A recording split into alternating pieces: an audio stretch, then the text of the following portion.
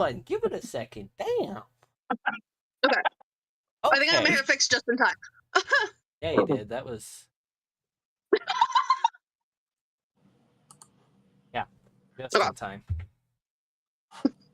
My brother just walked home, just got in through the door, so if you see someone busting through my door, I'm gonna mute, so...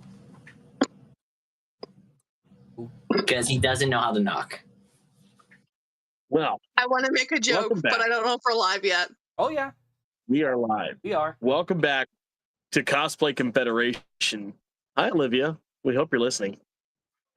This week, we're going to be talking about some serious stuff, or at least, for the first little bit of this, we're going to talk about some serious stuff. We'll get into that in just a second. You guys should know me by now. I'm the guy that cosplays, a.k.a. Flash, a.k.a. Chris. Somebody else take it away. I don't know who I'm next to because everyone's screen is different. Yeah, everyone's screen. Taylor, take it away. I'll just take it next. My name's Taylor Cosplays. People know me. My name's Taylor Cosplays. People know me as any of the OCs. I have TikTok, YouTube. If you want to go check out my content, I'm there. I'm right now just being me today. And I have Appa here as well to comfort me. I am Captain Hudson, as always. You can find me on TikTok under my... everything's in the description in the biography of this particular YouTube channel, or you can find it on Spotify.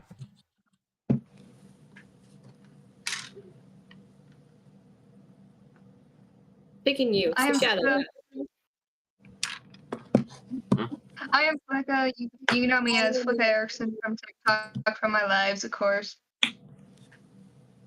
And I am cosplaying Josh Washington from Until Dawn, since it seemed kind of fitting for this episode. Hi guys, I'm Shadow, aka Sleepy Shadow Cosplays on TikTok and Instagram. And for those who don't know, we now have a Instagram page at the Cosplay Confederation, where we will be posting behind the scenes of our episodes, funny clips, snippets, and things we just find overall fun, or updates about the podcast. Like if for some reason we should not be live, we are going to be live at 9 p.m. Wednesday Eastern Standard Time, or they can all tell you their times because I'm terrible at remembering it after we finish the intro. It's go. Oh, sorry. I'm going real quick. Shit. You're fine. Hi, I'm Tara. I go by Tiramisu Cosplay on TikTok, Instagram, Facebook, Patreon, and many locations. You can probably find me. Today I'm cosplaying Lucifer from Hazbin Hotel. He's been kind of a big thing on my page, so figured I'd wear him today. Also, we have Shadow cosplaying Charlie, so nice father-daughter duo. Which is very great considering our topic today. That was not planned. No, I was about to say, I don't think it was planned for these two. But also, for those of you interested in the time zones, it goes 9876 across the board, across the states. Find your time zone and just pick a number. You'll find it. That sums it up. So the big topic we're going to get into this week is mental wellness in cosplay. We're going to have Tara take over this conversation here. This is the whole reason they are here this week. They have a lot of knowledge. They work with this stuff on a daily basis. They have a whole, you said what, a whole company built around this, right? Yeah. And then their certifications check out. And if you're wondering about how I say their certifications check out, that's mine right there. I'm an EMT firefighter. So I'll be jumping in as well on this. It's something that's very important to me personally. We'll also be talking about how to God damn it, my fucking train just derailed. We'll be talking about how to acknowledge signs and calm yourself down should you need to do so in high stress situations, such as con going can be very high stress situation for some people. So with that all being said, Tara, I'm going to let you take it away. All right. So, hello. Yes, my name is Tara. I am the co-founder and project director for Mental Wellness and Cosplay. For those who don't know, Mental Wellness and Cosplay is a nonprofit organization, official nonprofit organization in the state of Ohio. We're working on getting the federal status as soon as we can, but right now it's just me and the founder, Jeff, and our marketing director, Sam. So what we do is we go to cons, we work with con staff, and we work on setting themes like cosplay is not consent, and that cons are a safe place for those who are in need of some mental wellness. So, for example, having sensory rooms for people who need it, who may be on the spectrum, may need some issues if they have any issues with being overstimulated, providing safe places and quiet places like that for people who are in need, and as well as making sure that the con website and everything has included where security is within the convention for both the con and for the convention center, as well as first aid for the con and the convention center, and of course cosplay repair. So my credentials moving forward before we move on to any heavier topics, I have a master's in social behavioral sciences. The overall master's degree is a master's in public health, but the concentration is social behavioral sciences. I am IRB certified, and I am also certified for social and behavioral science research, which is how I'm able to decipher the public health issues within the cosplay community and create direct interventions for them. Before I move on, does anyone have any questions for me? Can you, for those English, for the people who don't know what IRB certification is, can you clarify that a little bit? Yes.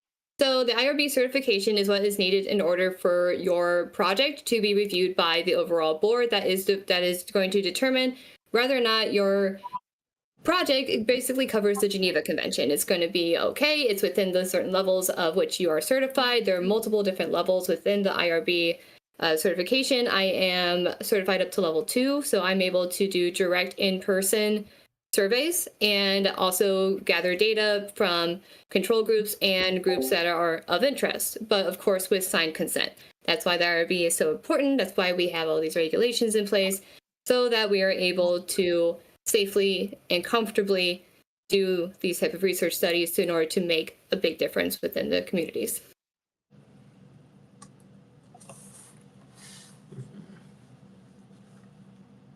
Okay, first off, this is off topic, but where did you make your cosplay by yourself, or did you buy it? Because it is gorgeous. Yes to both. So I bought this cosplay. I normally make all my cosplays, but it was kind of a thing like, I don't care if I make or buy my cosplay. I want to cosplay this character. I'm gonna get it the cheapest way I can and the best way that I can without losing my sanity, because I'm one who loves to con crunch. Speaking of mental wellness, don't do that as much as you possibly can. I have tips for that. I'll get into that, I promise. I was just gonna say this just to the wind. Yeah, just don't do that. No. I have tips for this. But I bought the cosplay. I modified it to kind of make it so it'll be more of like a gender affirming cosplay, because when I cosplay, I like to cosplay the gender of the character. I am someone who is born female. I am queer, but I am born female and I'm comfortable with that. So what I did is I built the shoulders up a bit more. I actually opened up 2 holes in the back, so I can not only slip the wings through, but it gives more of like that kind of like Dorito shape that Lucifer has. And I made these to go on top, and I added more interfacing to the inside of these, get this to actually stand up. And I made the hat, I made the wig, I made the makeup, the white highlighter at least I'm using. Bow tie and the vest came with it. I actually have my vest actually waiting inside my sewing machine right now for me to hopefully finish before MatsuriCon. And I modified the crap out of the undershirt that I'm wearing. So this one, the undershirt even has more shoulder padding, more shoulder shapes, and a lot more interfacings. And I can go on a bit more about what I made this cosplay Also, out of. little shameless self-promotion for this one. Sarah does do cosplay workshops on TikTok and Discord. If you guys need help with stuff, she does have a lot of information that can help. And she's more than willing to help through those lives. She does it. They are amazing. Go check them out. I like to teach how to make cosplay because I don't. She helped me already with, what was it? I forget. I think you were helping me with I was making the button up I was working on. I think I originally asked you how to read some stuff on it. And some wig help. I did ask you for my help because of this wig right here. Charlie's wig is notorious for being a pain, and I recently just had Charlie fully funded off my Ko-Fi, and I'm terrified to touch the wig, but I'm gonna do it. This wig came like frizzy and like this isn't my doing. You made it work, and it looks great. Also, I kind of want to use what you had just said, Tara, about into the conversation of mental wellness and cosplay. The gender, you like to go for gender affirming styles when you cosplay characters that are different gender from what you were born as. That is okay. So I know for I personally don't have this problem. I am very much male. I present male. I am that is it for me. If I'm gonna cosplay another gender, I'm gonna probably gender bend that cosplay to fit me rather than try to make myself things words whatever. English is not my first language. uh but for those that do, I've had a lot of friends that do that kind of stuff, and they've let me know that it takes quite a toll on them. I don't know about you personally, but it can take quite a toll on them to play other gendered characters in that same gender because of the comments that people can make and stuff like that. Okay, I'm actually gonna jump off what, of that when you're done. Sorry. yeah. What about what would your experiences be like for you and cosplaying someone such as Lucifer? Shadow, did you want to go first? You can go first. It's fine. Okay. So I had a lovely experience of not being able to feel comfortable in my own identity until I was 27 years old. And it took me becoming a content creator to even get comfortable doing that. So what I did is it was during the pandemic. I was in graduate school, so the only thing I was doing was graduate school until I started working frontline, but we'll get into that. So what I did is I want to learn more about special effects makeup. So I started learning gender bent makeup. So masculine contour and learning the best way to do that. So if someone else wanted to learn how to do that, they wouldn't have to go through the 2 years that it took for me to get something that worked. I need help with that. I would be more than happy to help. The best thing that I've found is it's best to learn where your face is at and then just mess with the shadows and follow like the most basic lines, but like don't try to copy exactly what the person who's showing you how to do it is doing, because their face is going to be different than yours. Especially if you're like mine. Trying to do Aizawa. Understand. You and I think you and I had the same face shape. I did a lot to make sure that my face, we had the same face shape. I was a overweight cosplayer around this time, so I had the same face shape, and I learned on how to make it all work, and it helped me learn even more for when, unfortunately, I did end up losing the weight. That's not something I chose to do. That was unfortunately a health crisis that happened, but I used that as a valuable learning experience to be able to help people who may have very feminine appearing faces. I'm one of those people. I'm a very feminine appearing person, and I do a lot with my face to change how I look. When I'm cosplaying Adam, I have Adam from Has Been Hotel. I have a lot of contour on, but I blended it so it doesn't look like I've done anything. Like same with this cosplay. I'm using a darker eyeshadow, and I'm using a highlighter to completely change the shape of my face to get more of a masculine appearance. But to answer your question, in terms of the crisis I went through with that, yes, there was a big crisis. I actually, when I was 25 years old, I believed I was transgender, and I went and tried to explore that. I even got one of those silicone body pieces, and it was just, I don't feel comfortable. I don't understand why this doesn't feel comfortable. I've always felt more masculine. Why don't I feel comfortable? And I didn't know that genderqueer was an identity until, honestly, this year. I didn't know. And I kind of just gotten to a point where if someone who is genderqueer, they're typically like, I don't care what you call me. Whatever you call me first, cool. Just don't point it out. Just as long as I'm me. That's all that matters to me. I am Tara. That is cool to me. But I do have issues in some days where I go back and forth from being uncomfortable in a masculine cosplay and being more comfortable in a feminine cosplay and vice versa. I feel more comfortable in masculine, but in terms of femme cosplays, that has a lot to do with some personal trauma I've had growing up with my family. I grew up in a very racist and it was a very misogynistic mindset that I was born into, and that is part of the reason why I don't feel comfortable being super feminine presenting, because it always became my fault when I got attention, and it didn't make any sense to me. Even as a child, I was like, what's wrong? What I didn't do anything. Breaking those old habits can be very hard. Yeah. I mean, as someone who has done it with my own, my own self. Mm-hmm. The men don't show feelings, kind of stuff like that. Sorry, I didn't mean to cut you off. I just, wanted to throw my 2 cents in real quick, because also, I realized that I kind of geared the question. I didn't mean to do this. Kind of geared the question more towards, I think, female cosplayers or even genderqueer trans cosplayers, and I didn't mean to do that at all. Because again, even though I don't play characters, I don't gender bend often. Mm-hmm. There are times where I have not felt right in the cosplay that I've wanted to do, most notably Captain America. I am not the skinniest guy that, take me back about 10 years. I'm doing my regiment. I am, I'm in the gym every fucking day. I look cut, lean, mean, fighting machine. I could cosplay Captain America, and that was my first cosplay. Take me back 10 years. But you try to put me in the Captain America suit now, I'm going to tell you, no, I don't want to do it. I don't want to do it because I don't feel right, because my body doesn't look right for the part.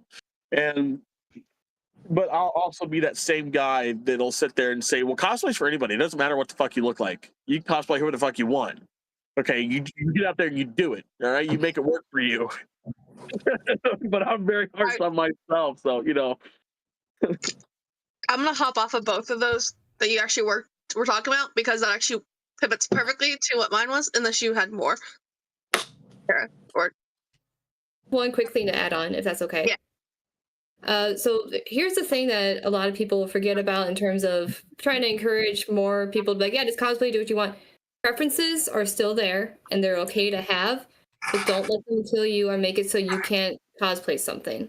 There's always ways around it. It's okay to have these preferences for what you want your cosplays to look like and what you want the cosplays to be, but there's of course a limit with them, but there's nothing wrong with having them. Shadow. I can personally talk about experiences, because I cosplay. I'm straight female. I had went through a point in my life where I was questioning my identity, so I went through trying to learn how to look more masculine and stuff. But I'm sorry, my brain's trying to derail. But when a lot of the cosplays I do are more masculine characters. Tamaki Yamajiki. Currently, my biggest one I'm trying to work on is Aizawa from My Hero Academia, which I'm cold, so I'm wearing my Hero blanket. And Ace from One Piece. Ace, I love how the way I look in it, but my Aizawa, I personally, when I put on the wig and I get in the cosplay, it's harder for me to do because of the way it looks. And it's not that I don't have a preference or anything towards Aizawa as a person, but I've always seen him as a more manly character, and trying to get into that, it can sometimes be very draining to get into film, because I want to be this. The best way I can explain it is I want to be this version of Aizawa where I look more character accurate, because personally I've been working on getting more character accurate, or more something the character would wear. Like for Charlie, I have an outfit on. I also have a red dress for her. It's not screen accurate, but it is something she would wear type. So I understand how draining it can be, and personally, wig malfunction. To have a serious conversation, my wig's not having it. I apologize. But for me, it's some of the there's a cosplay I won't do, and I was so excited to get into it. I bought everything for the character. For those of you who know who Chainsaw Man, I was going to do a power for my boyfriend. He's been a big supporter in my cosplay. He lets me dress him up to do couples cosplays, even though it's really not his cup of tea. If I ask him to put something on or buy something, he'll gladly wear it for me. But so in return, I wanted to do this character. I said W, William. W. So yeah, he is a W. But so I bought a power cosplay to do. I bought the wig, I bought the horns, I bought everything for it. And I am a plus size cosplayer. I am not 300 pounds, but I am close to it.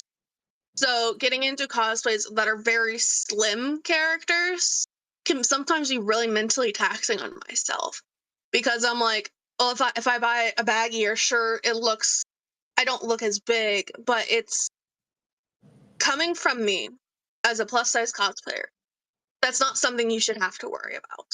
I struggle with body confidence issues, so it's something I struggled with years when I started cosplaying. It's almost what got me not to cosplay, actually, because I wanted to cosplay and then I had body confidence issues, so it was very hard for me to go get out there and put myself out like that.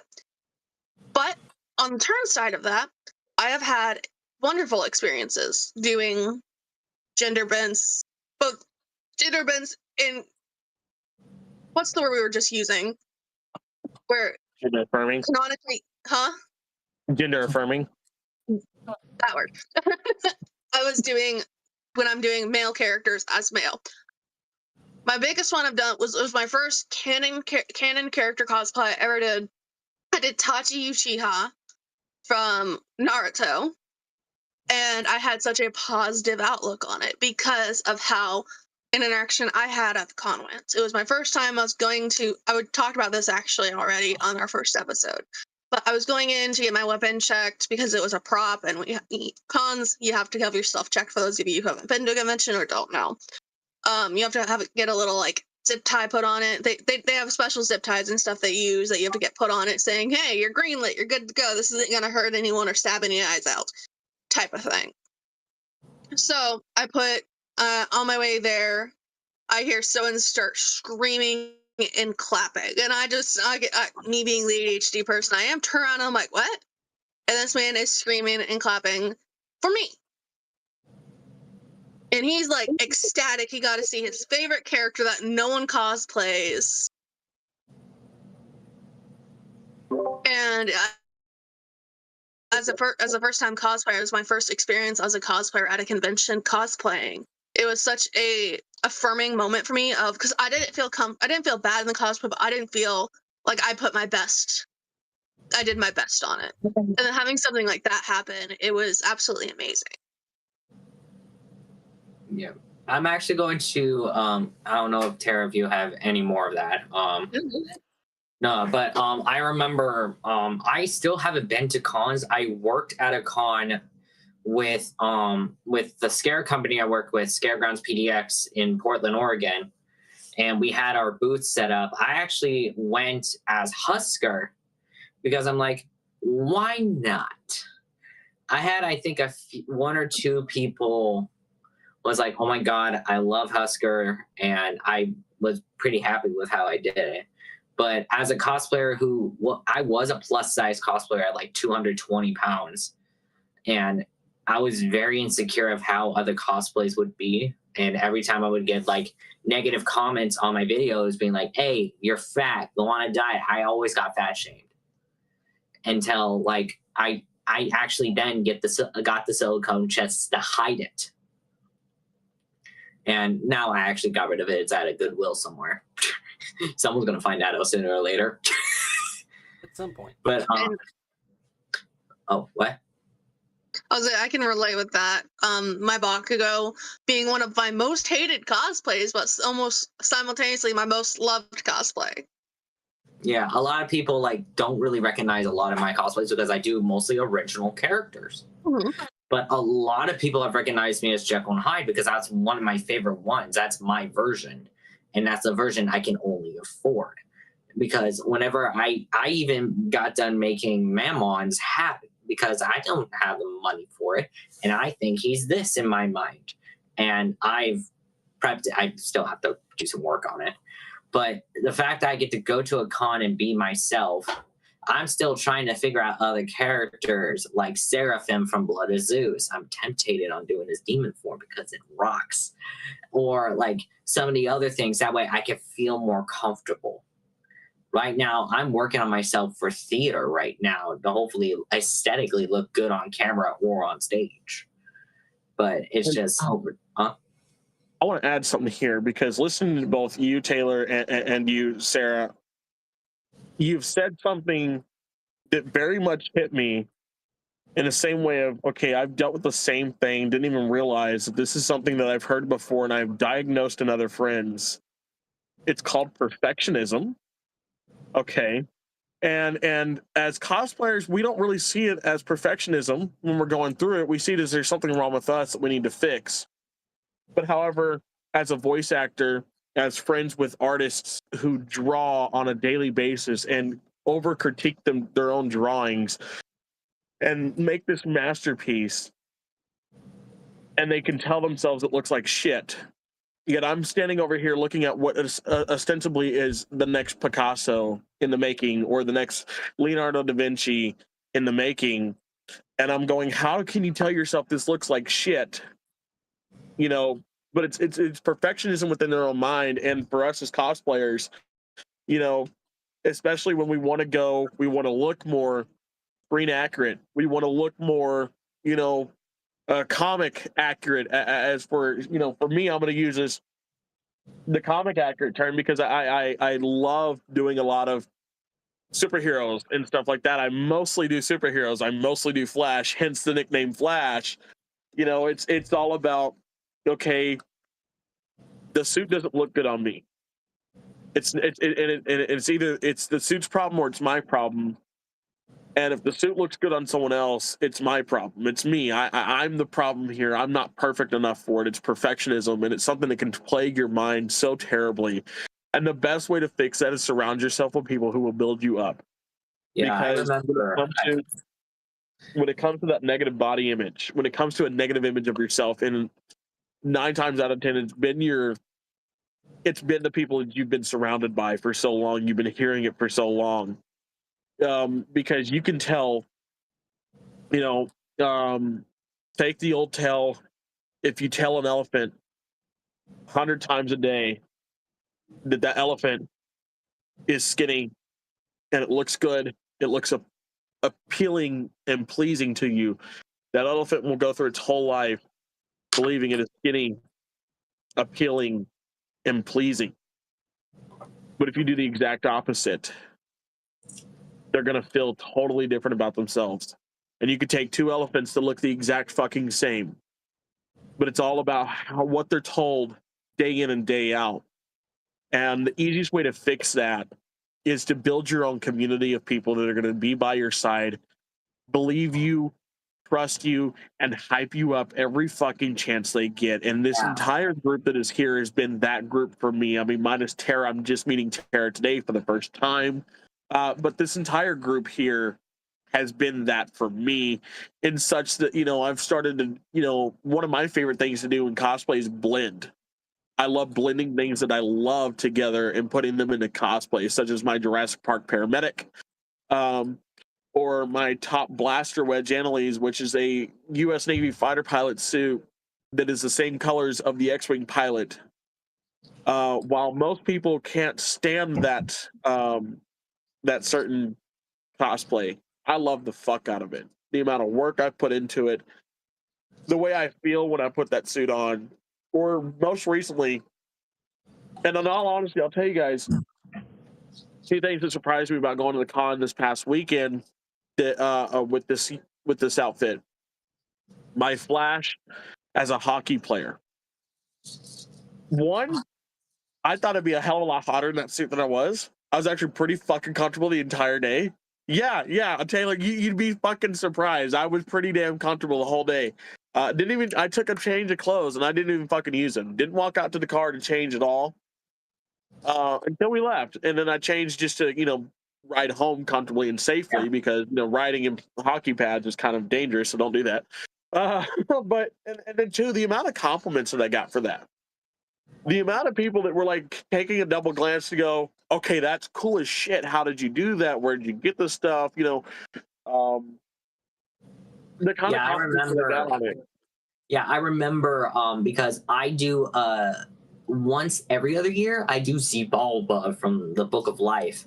I got a comment a lot. I was afraid to do it because of the way that he originally looked was a full black skull. And as a white man, that kind of seemed wrong. So I meshed the cut. So I flipped them when I first did him. I've gotten a bunch of compliments being like, yo, this seems accurate. Even though it doesn't look accurate, this is probably the best version I've seen. And we barely get to see it. And so I'm just like, I haven't brought him back in so long because every Day of the Dead I do it. It's just I haven't had the time. And the second time I did, I bleached my hair. And I'm just like, okay. So I'm planning on trying to do it again, but hopefully, and I'm more comfortable with the makeup since people are now recognizing it. So I'm just like, we'll see what happens. I'm gonna jump off of that for just 1 second because there's been some stuff I've been seeing on TikTok recently, and I can't believe in 2025 we have to even discuss or acknowledge this as a thing. Just white facing and black facing for any reason are not okay. People try to use cosplay as an excuse to whiteface or blackface based on what skin tone they are. And it is not okay. It is not funny. It is not good in any way. And if you are doing that, or you don't realize you're doing that, it needs to stop. As a cosplay community, it needs to stop. Yeah, that's why I chose not to do it originally. And so I applaud that very much because that's what brought me onto the topic is doing something like that is a very good way to do a character that has an all skull mask, that you don't have a mask but you want to do it, reverse it. You don't have to be canon accurate 100%. You can reverse colors and still get to do the character. Or take a page out of the book of Klingon cosplayers. Okay, Klingons on screen in Star Trek are notably brown in color. Okay, every time we've seen a Klingon, I mean, there have been several Klingons that are, different colors and stuff like that. I mean, if you watch Discovery, which don't watch Discovery, there's different colors, but even more often than not, more often than not, though, they're notably brown. When you see a Klingon cosplayer, or at least the ones that I've seen here in the state of Texas, okay, the ones that I'm part of a group for, we just we get latex to build their head ridges the way they want to, color the latex to their skin color, and then blend it in to their own skin color and play a Klingon that way.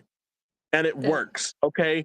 All you got to do is just see the head ridges and go, oh, that's a fucking Klingon. Okay, all you got to do is see the outfit that they're in and go, that's a fucking Klingon.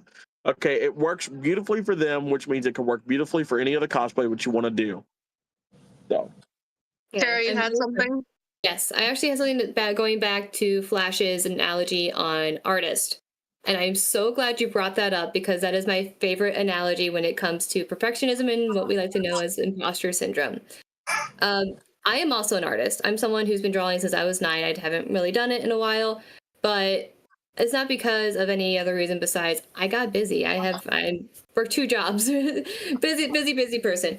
But one of the most important things to remember is when it comes to drawing and stuff like that. I'm going to say, when I say drawing, I'm going to say I'm also referencing cosplay.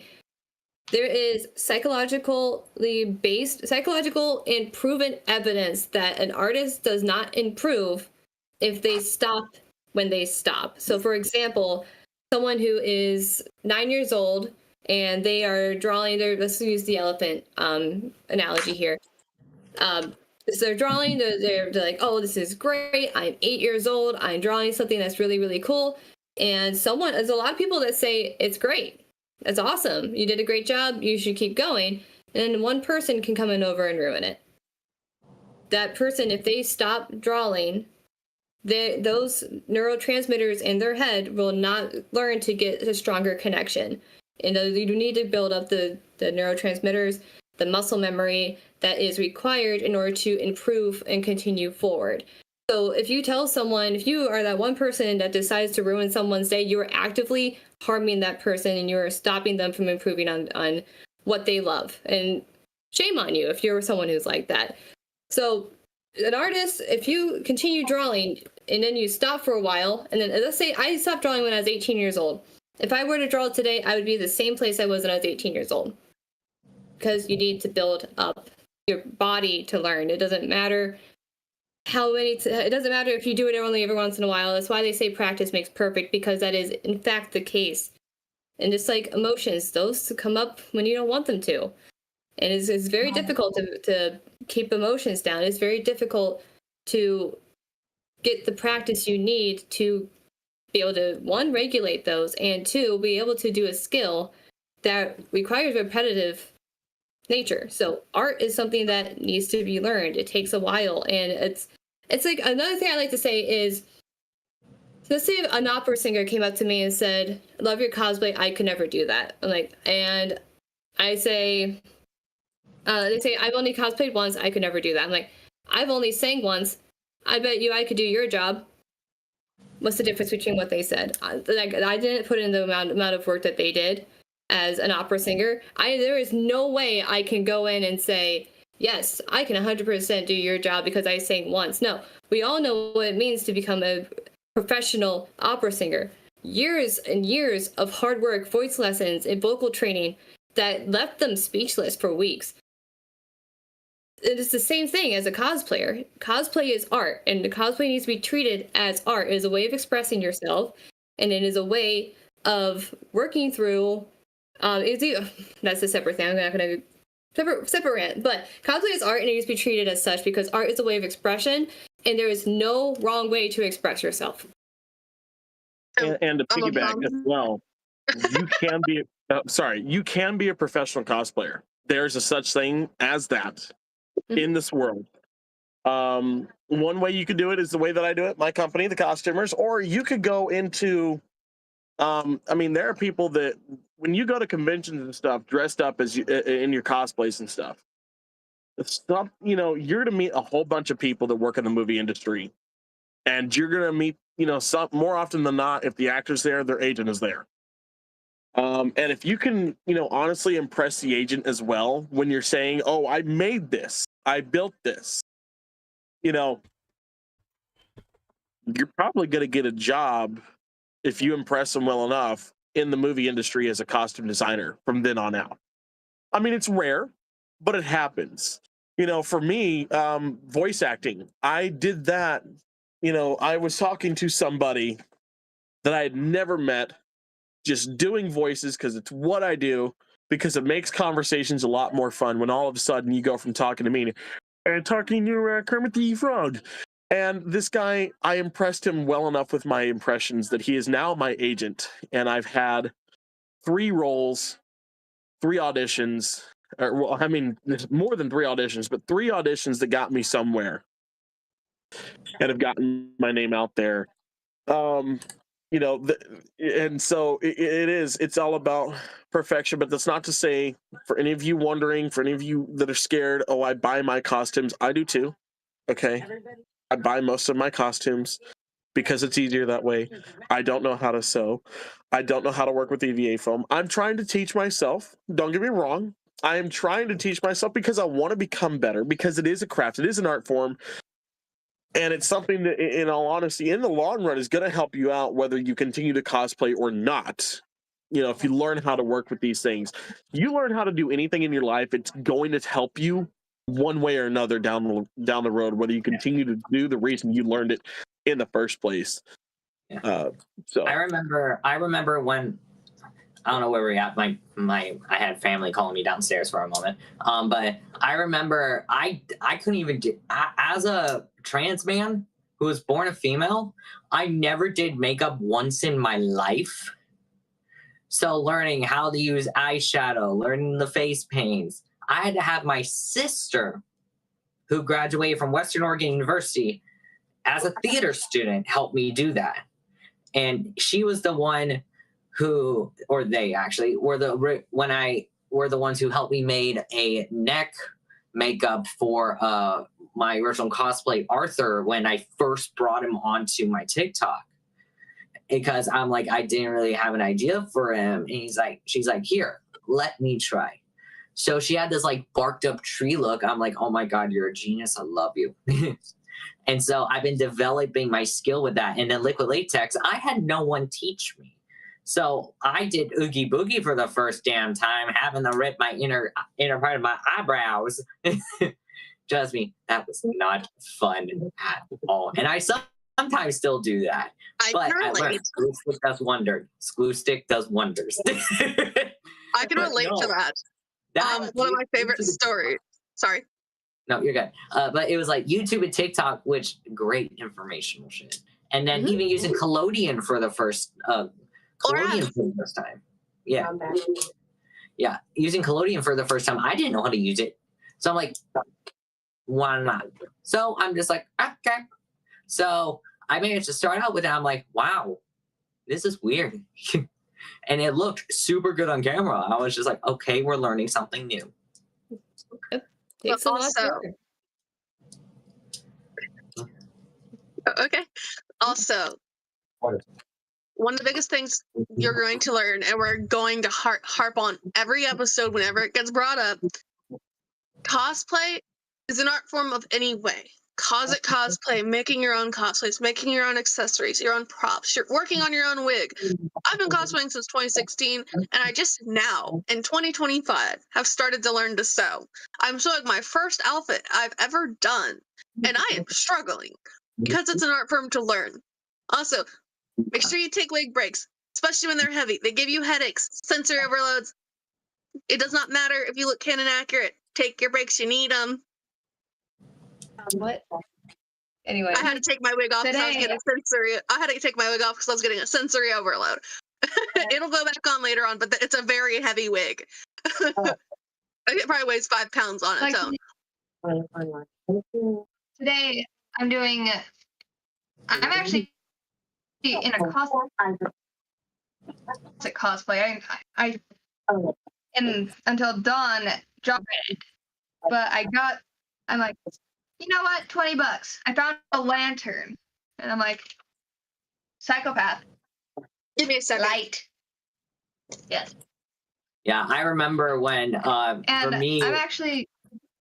Oh, go ahead. Oh, go ahead. As I break the hanger. For example, this right here. This is my Charlie dress. Remember any? It is not canon accurate. She does not have this little piece on her top. However, it was $5 at a thrift store because I'll tell you right now, thrift stores are your best friend. Thrift stores are your best friend. I've gotten so many cool, most of my outfits that you've seen, like my really cool medieval dress that's on my TikTok, that was actually found at a thrift store for $20, I think. This was Walmart clearance sales. For if you're in Texas, first Monday. If you're in Ohio, we have all sorts of garage sales, swap meets, stuff like that. Use your resources. It does not have to be canon accurate in any way, shape, or form. As long as you're having fun doing it, that is what matters. Cosplay is meant for fun. It is meant for you to be able to express yourself, have fun with your friends. That's the whole. For those of you who don't know, the whole reason this podcast started is because Taylor made a comment about 2 captains in 1 pod and how it'd be cool to have a cosplay podcast. I looked and went, oh, that would be cool. And then Flash's response was, okay, how do we want to do it? John said, okay, I got the live stream. And then a week later, we were live on our first episode. I'm the one who created God for this podcast. But it literally this whole podcast started because a couple of cosplayers decided, hey, we're already live like once a week together. Why not just make it a thing? And now I want to hit. Oh, sorry. Go ahead, Tara. Go ahead. Going off of what Flicka said, like, what do you mean you just pulled an entire Until Dawn character out of your closet? Like, I love closet cosplays so much. And if anyone has seen my Adam cosplay, that's not canon at all. I have a choker on him. I have a bunch of dangly earrings, the blue t-shirt. Amazing. The blue t-shirt, and I have pants that I painted for a cosplay that I did in 2022. 2023 is when I did that cosplay. And I had the pants for the same cosplay, the belt for that cosplay. I'm like, you know what? Adam. And I had the gold contacts. I used my natural hair. Boom. Right there. He's on all of my pages. But like, what do you mean you just pulled like this character out of your wardrobe? That is incredible. And we need to stop shaming people for being so resourceful because cosplay is already so expensive. I was going to try to get on that topic too. I remember one of the I will first say, cosplays I ever did. Oh, go ahead, Taylor. Oh no, go ahead, John. Okay. Go. I remember one of the first cosplays I ever did. Nobody has ever seen it. I do not know where it is. It's somewhere. One of the first cosplays I ever did was Halloween 2016. I did Nightwing. And what I did is I just got a black t-shirt. I drew an emblem that was a fusion of like 3 different Nightwing emblems. It looked pretty damn cool. If I find it, I'll have to show you guys one of these days. But I just... You better find it. I have to see that. I know. It looks pretty good. So epic. But I drew that on I drew it on graph paper, cut it out, made a template, cut some red fabric out, and ironed it on. Then I had my grandmother, after Halloween, I had her sew the actual emblem onto the black t-shirt that I used. And then just black cargo pants, black tactical boots, and I cut a couple of dowels to make his sticks. But the problem was the knees of the cargo pants were torn out, so I had to come up with something. Luckily, Spirit Halloween was open, so I just picked up some fake like scab stuff, and I just put it I just smeared it into my knees. What I was really proud of on that cosplay was the mask. Because what I did is I just got one of those masks that you get from any craft store you can find anywhere. Just picked up one of those, just cut out the shape, and then I can talk about that too because I actually found my cherry bomb shirt the other day. This was just a regular red shirt I took. I actually had my dad help me because I've never done it before. He sat here and made a stencil and then used craft paint and painted this. My stepmom, while I was in the shirt, cut it off and cut the bottom of it, so I actually have like cuts and tears in it like her shirt. Cosplays can go so far. I do Aizawa. Sometimes Aizawa is a lot for his wig is a very old wig, so sometimes it's a lot of sensory for me. Sometimes I just use my own hair because for those of you who can't tell, I have dark brown hair and it's kind of curly / it's wavy when I brush it out. So I can literally just throw on a black t-shirt. Actually, Aizawa is a cosplay. The only things I bought for this cosplay, specifically for a cosplay, was his goggles and the wig I already had from years ago and his scarf. I bought a scarf and goggles. I already had sweatpants, slippers, because yes, I use slippers for him, and a long t-shirt that my stepmom had given me. Cosplay is so amazing, and if dare I may speak, sometimes I personally find it more amazing to see someone pull cosplays and see how far they can go. Sometimes even the handmade stuff. Sometimes doing the handmade stuff, while amazing in its own right, I find personally I love to see both ends because you don't know what someone can do with the cosplay until they do it. And a lot of the time, cosplays develop over the years. One cosplay can go so far. I was actually talking to Tara about one of my OCs earlier on before were on live about one of my OCs who is a cosplay. Her name is Flair. She's an elf. She's from a series I'm going to pick back up writing hopefully here soon. Shameless self-promotion. I have to rework just about everything in the book. But Flair shush. Flair being one of my shut up. I said that. It's your laugh. Contagious laugh. I'm not gonna lie. Your laugh is contagious. Shut up. What did I say that was even funny?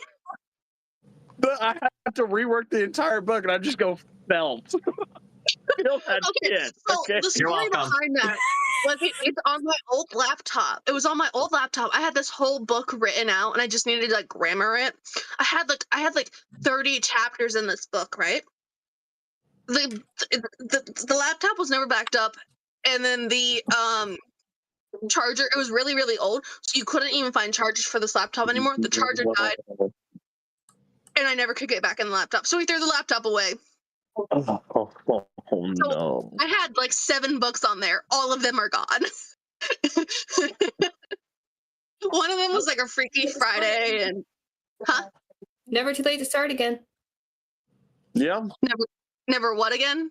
Never too late to start again. I can. I would love to. The series, I called it The Fire Elf's Adventures, I believe. Flair was such a fun character. She dimension hopped. I made the multiverse of reality in this book of you run into multiple versions of yourself. You run across galaxies and platforms and all sorts of stuff. I'll bully you into making that because now I want to read it. I need someone to help me with spelling and grammar. If you want to help me with spelling and grammar, I will make the book with you. Yeah, I remember when okay. I remember going back to the closet cosplay. Sorry. Oh, sorry. I'm going to let Taylor finish because what I had to talk about is about closet cosplays. I was going to say Tara has a publisher, so this might actually become a real published book. So also when they get finished, I want to hit on the how to recognize symptoms and get yourself under control. So, yeah. So yeah, but either way, for closet cosplay, like as a scare actor, normally all the costumes are provided. I took upon it myself to make my own, just from a simple like jean and like, oh, this is the underlayer for my Undertaker character for Hans, and all it is just a black jeans and a black long sleeve just with bleach. I just bleached the crap out of it. I had cowboy boots. I got spurs from the first Monday when I went to Texas to see Chris for the first time. The jacket I got from Amazon, and hence also do not try this at home. But lighter plus hairspray equals flamethrower, and I burned the crap out of the jacket, which worked well, including the hat. So I took it upon myself to make it, and the fact that I can reuse it now and just wear this as a regular outfit too, it goes both ways. Mm-hmm. Mm-hmm. And piggybacking off of making your own stuff from home, this was a closet cosplay. So this, I did already have all the pieces for it, but it was stuff that I didn't need to rebuy because I already had it. So this, I was going to be a nobody from Kingdom Hearts. I wanted to be the dancer nobody, but that never worked out. So I just took the head from that. This is my fabric. This is poster board. So it's actually a drum. And then this is EVA foam, and then this is also EVA foam.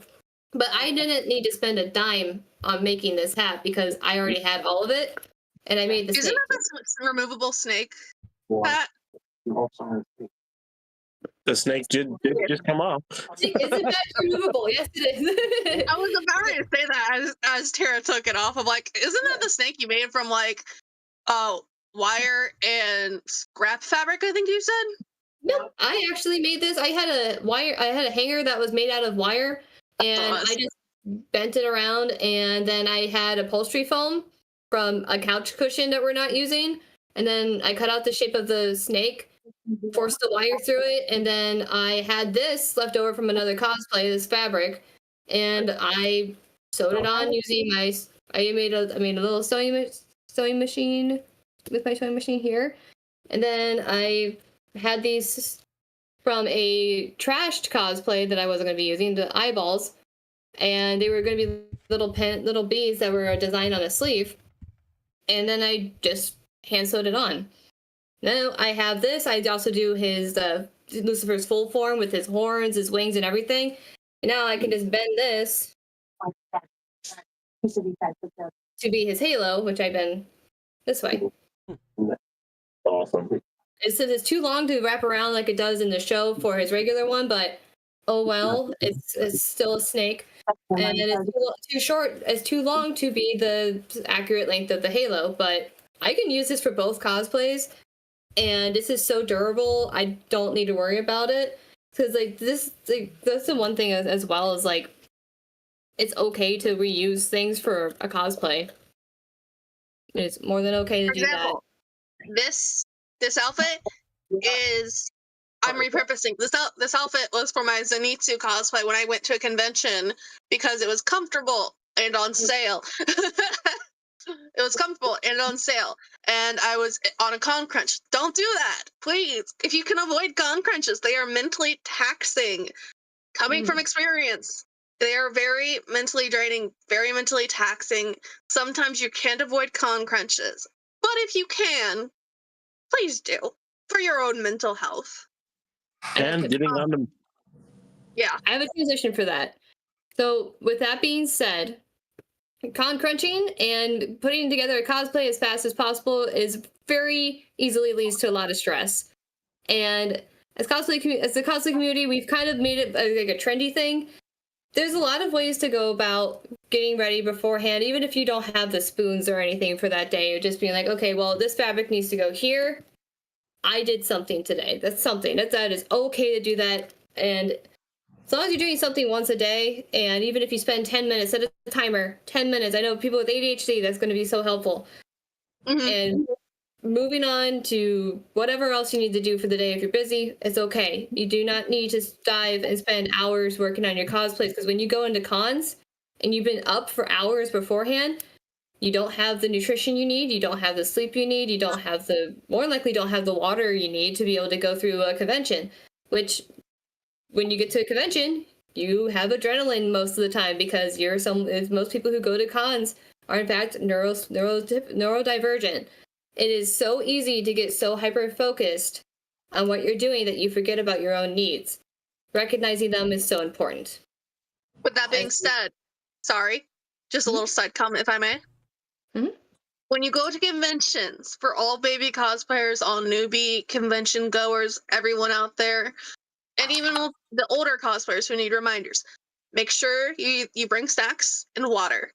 If you don't, most cons are at convention centers where they have snacks available for purchase, water available for purchase, water fountains available.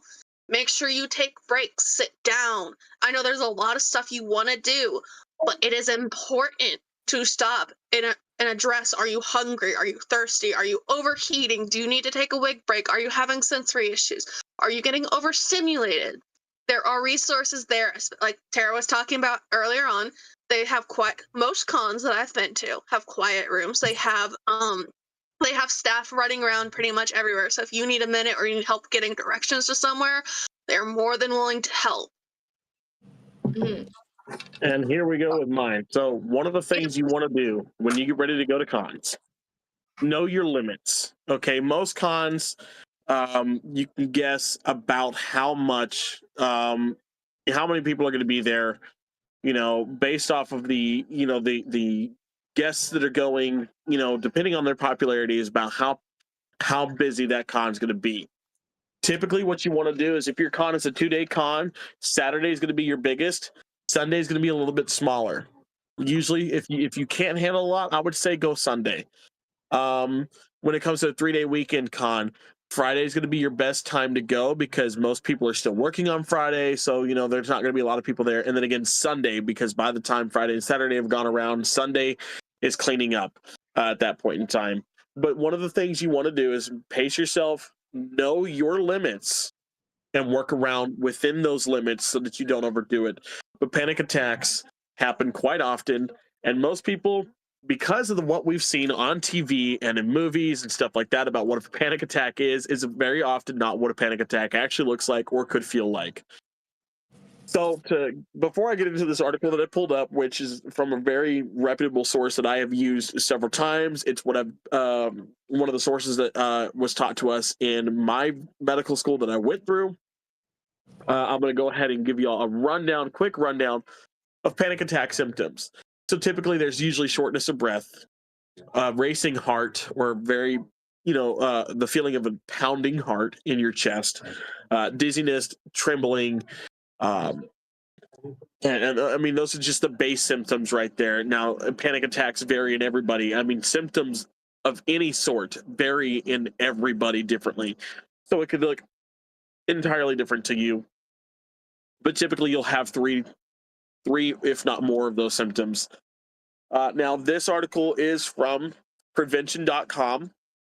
This was posted October 13th of 2023 by Rachel Rabkin-Peachman. I give that information out, so if you guys want to go back and look at this article yourself, read it for yourself. I'm going to read it all the way through exactly how it's published. This is something John knows that I do over on Two Captains. Typically, it's a different style, but so that's for you guys. So how to stop a panic attack according to experts, plus what having a panic attack even is, and signs that you're having one. So stopping a panic attack takes focus, something Katie Christensen, 53, didn't have in abundance the day she and her husband were told that he had cancer. It wasn't until nighttime, after he'd gone to sleep, that the shock of the news gave way to feelings of fear and dread for her. Suddenly she couldn't breathe, her heart raced, and she heard her pulse thundering in her ears. Then there was an unbearable heaviness upon her, most excruciating in her chest. It felt like a sensation of waves crushing me, like a knot wired under my rib cage created a pain so intense and so tight. So basically, that's just her story. I'm going to skip over the rest of it real quick because we're going to get down to the next part. What is a panic attack exactly? So a lot of people, because of movies and TV shows and stuff like that, most people, when they think they're having a panic attack, you're really having an anxiety attack, and vice versa. While they can look and feel similar, they are two very different things. I know in my own personal experience, panic attacks can come from anywhere, out of anywhere. You don't even have to be in a panic to have one. My own personal story with a panic attack is I was the overnight guy at a convenience store back in 2017. And I've been doing this for almost a year at this point in time. When I'm just mopping the floor, it's a regular fucking night. Nothing had happened. Hell, this is almost 6 months after I'd gotten robbed at gunpoint. Okay, so nothing had happened this night. I'm just mopping the fucking floor when all of a sudden I got dizzy. I couldn't breathe. And so I called my cousin who was on the fire department down there. And I said, hey, man, are you working? He goes, yeah. I was like, hey, can you get an ambulance over to me right now? I am, I don't know what's wrong, but I don't feel right. They told me later that I was having a panic attack. And I was like, what do I even need to panic about? This is long before my own medical school journey. This is long before my own EMT journey. I had no experience with this stuff. And in my mind, there was no reason to panic. But they can look very different. They can come on out of nowhere. I know cons are very overstimulating places, especially for neurodivergent people, which, as you've heard, pretty much everybody on here is neurodivergent in some way, shape, or form. I know I am myself. Now I'm one of those. I can typically mask it, and I do what's called the aftercon blues, where it just all hits me afterwards. I can go for 2 to 3 days, even sometimes 4 for the longer cons, and I'm like, I got this. I'm good. I'm great. But the moment the con's over, the moment I don't have to wake up early the next morning to go get dressed up, it all hits me, and I have a very bad day afterwards. Which, there are ways to take care of yourself in that situation. It's not exactly something you should do, but it's what works for me the best to kind of keep going, mostly because I have 2 kids I have to keep up with now. But they can come from anywhere. Most of your lines, waiting for a signature or a photo at the table or even a photo op, can be very taxing, because those lines, you're not the only person that's going to be there for this character. You're not the only person that's going to want to meet them, get their own time with them. And, some actors will spend time with everybody at the table, so you'll be in that line for quite a while, depending on how popular they are, what day you're going, and what time you're seeing them. And panic attacks are a very real medical diagnosis. It's labeled that, but it is actually a medical phenomenon. It is not just something wrong with you. It is legitimately something that just can happen, and plenty of causes. But it can happen to anyone. Yes. Yeah, it's like coming from personal experiences, I get both. They are very different, and sometimes it's hard to differentiate them because of how similar they can be. But personally, sorry for cutting you off. Personally, like my panic attacks, they hit me when I'm in very crowded areas and I don't have something to focus on. And then it'll hit and it'll hit hard. For me, what I do is I always have a person with me if that's an option available. I prefer them as my handler because when I have panic attacks, I go basically mute. I don't you get noises. You don't my brain can't comprehend how to vocalize words unless it is very broken English. And sometimes that is very hard to communicate with staff and people like that who aren't trained to handle that type of thing. And so having someone with you, especially if you're neurodivergent, having someone with you who is able to help work through that is very useful. Sorry. That's why it's important to have a con buddy. And why Mhm. I also say it's important to pay attention to how you are feeling. Like for Mhm. me, I have PTSD. So for someone who has panic attacks or the body is constantly in a state of panic, that those initial like, oh, my heart's racing, I will be completely numb to that. So I Mhm. normally start feeling it when I start feeling the dread and the heaviness in my chest. So for people who have PTSD and to be able to recognize those sooner, it is sometimes really good to just occasionally check in on yourself, even throughout the day. How am I feeling? What's my chest feeling like? What are my toes doing? Let me wiggle those really quick. Like any technique to ground yourself and to pull your brain back to the present. If you are someone who has PTSD, CPTSD, or is generally traumatized, those are great ways to connect to yourself. And the easier their brain is able to make those connections better if you are taking care of yourself, which is why I say it's important to eat at cons, it's important to drink at cons. And I know that sounds like, oh well, haha, funny, I usually don't eat during the day, but it's most important that you do it at cons because one, that adrenaline that Flash was talking about, that excitement, you're not going to be as aware of what you're going through because your brain cannot differentiate between adrenaline and I need to fight for my life. It numbs it. So if you are able to set a timer to like, hey, I ate at 9 a.m., I got ready for con, and move forward. Okay, 11 a.m. snack, another hour lunch, and we need to break the stigma behind eating with cosplay or drinking with cosplay. It is okay to go back and fix your cosplay after you are finished taking care of yourself, and it is okay to say no if someone asks for a photo while you're resting. And in general, And, having a panic Another attack or any reason, it is okay to say no. and 2 another points big you just one. hit on that. Oh, sorry. Real quick, Shadow. 2 You're points you just hit on that one were the con buddy and adrenaline versus fight or flight response. So, firstly, I want to get into adrenaline versus fight or flight response. Technically, medically, in the books, in the dictionaries, wherever you read this from, they are the exact same thing.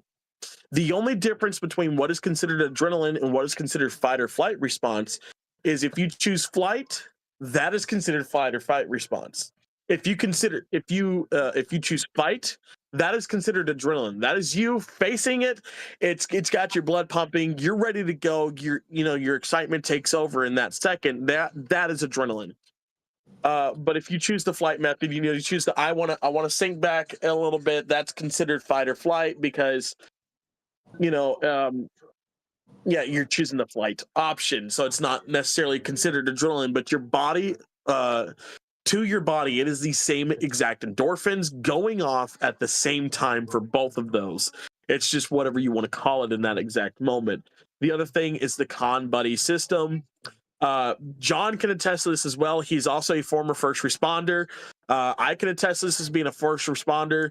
And as for growing up in the military household, almost every guy in my family is military, whether that's past, present. They have what is called the battle buddy. First responders, it can vary on what you call yourselves. You don't really have a term, but you're never really allowed to be by yourself as a first responder in certain situations. And same with battle buddies. You're not allowed to be around by yourself in certain situations when on duty. and it's very the reason being is because also going back to what Tara said, PTSD is a very real thing that first responders and military have to deal with. It has only been really talked about in the last 10 years and focused on in the last 5 to try to fix the fucking problem that is PTSD.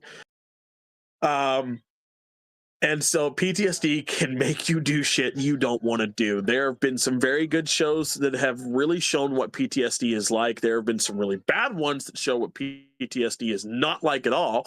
But again, PTSD can look like a plethora of fucking things. PTSD can look from, okay, the mention of a word can set you off, or you hear something and the next thing you know, you're not seeing where you're physically at. You're back to wherever that took place. You're seeing those sights, you're smelling those smells, you're hearing those sounds while you could be out in the middle of Walmart.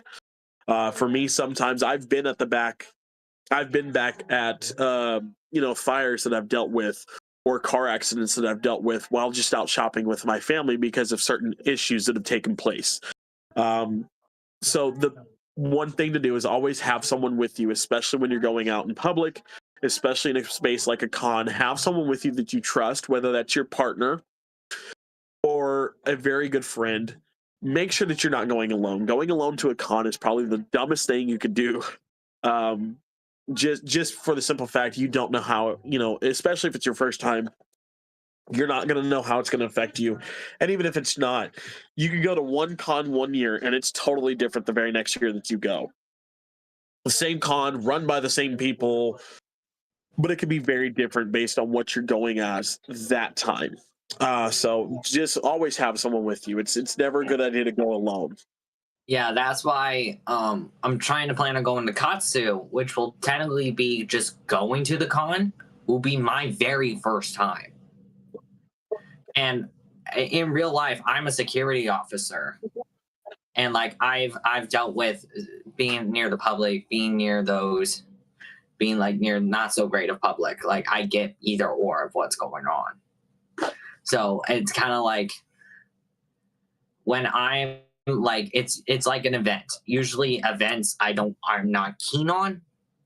And as someone with social anxiety and PTSD, like there's a lot of it that could set off. So that's why I'm like in the back of my mind, like there's a lot of like, okay, find at least one good spot in that location. Be like, okay, I might just even hide a lunchbox behind a potted plant at this case.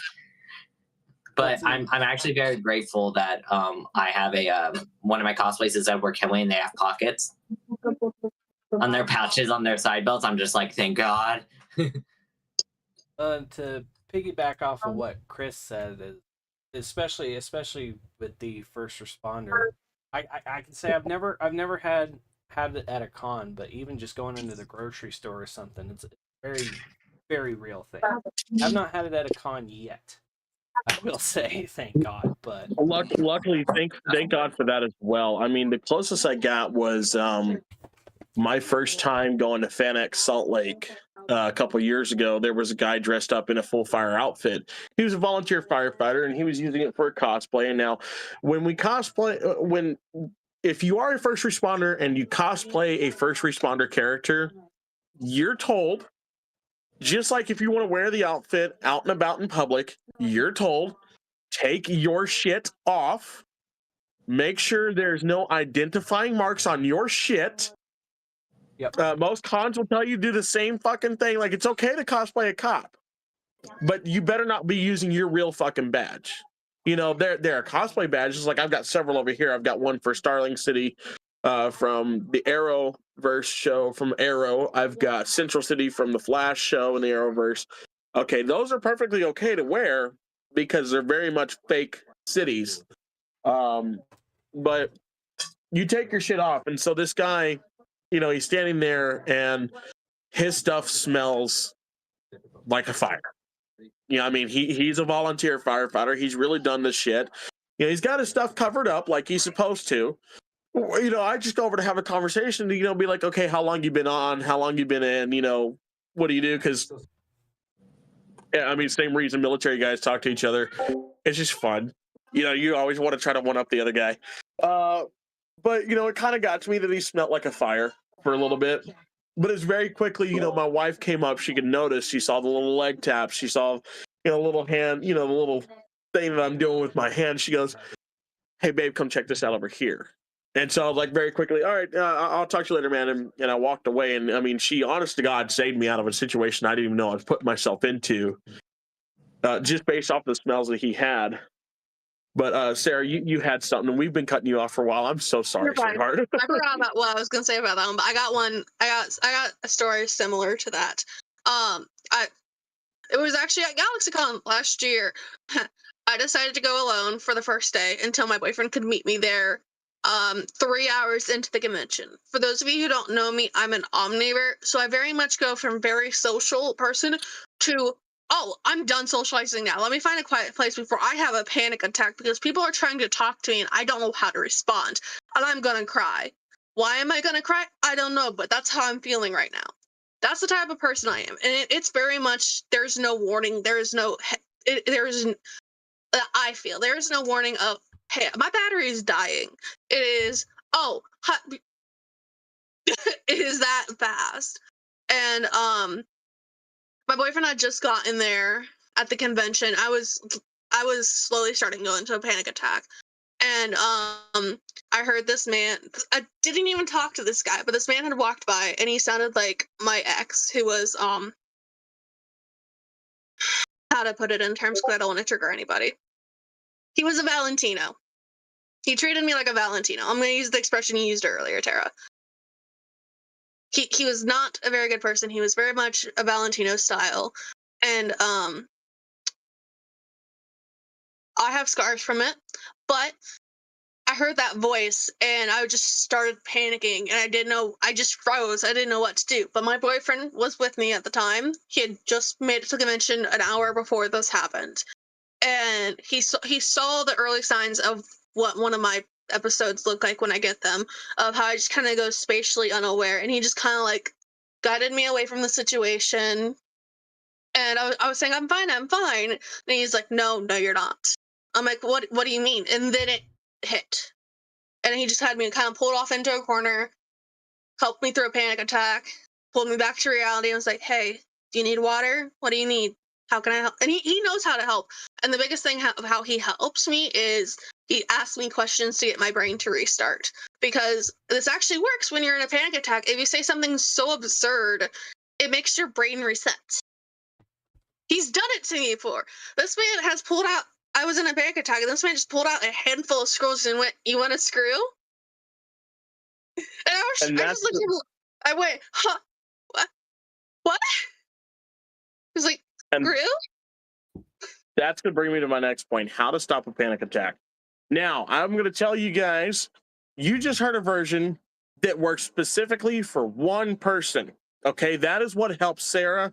That is what her partner does that helps her.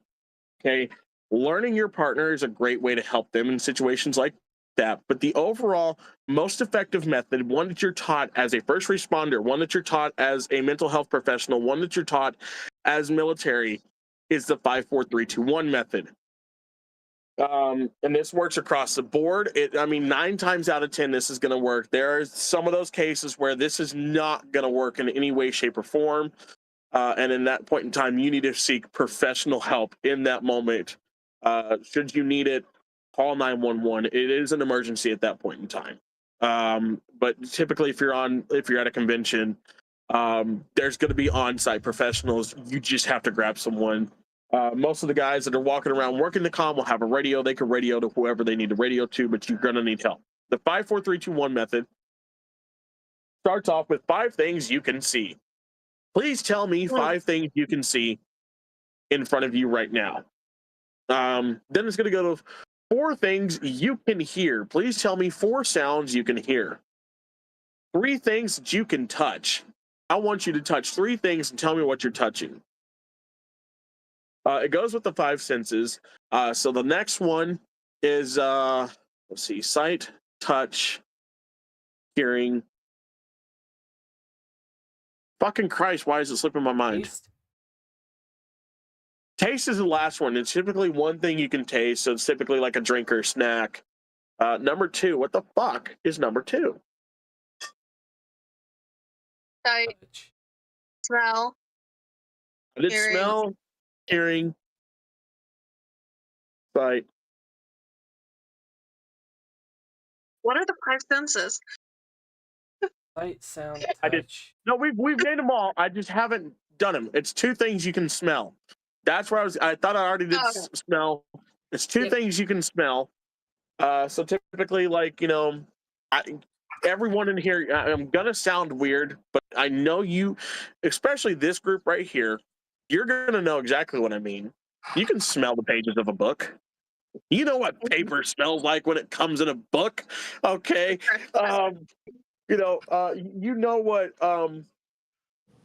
But yeah, it's 2 things you can smell, 1 thing you can taste. Typically, that'll bring somebody back. I've had experiences where it's been, okay, what's 5 things you see? And I've had to tell my wife. Unfortunately, my wife has been plagued with some of the things that I've seen because I've told her, when I'm in those episodes, this is what I'm seeing right now. And usually about number 3, I'm starting to come back to reality. It's like, okay, well, I can touch your arm. Okay, I can touch the bed that I'm sitting on. I can touch the t-shirt that I'm wearing. And I realized, okay, that's a t-shirt. That's not my medical badge. That's not my EMT shirt. That's not my turnout gear. I'm in a t-shirt. I'm good. Okay. Then by then I can smell.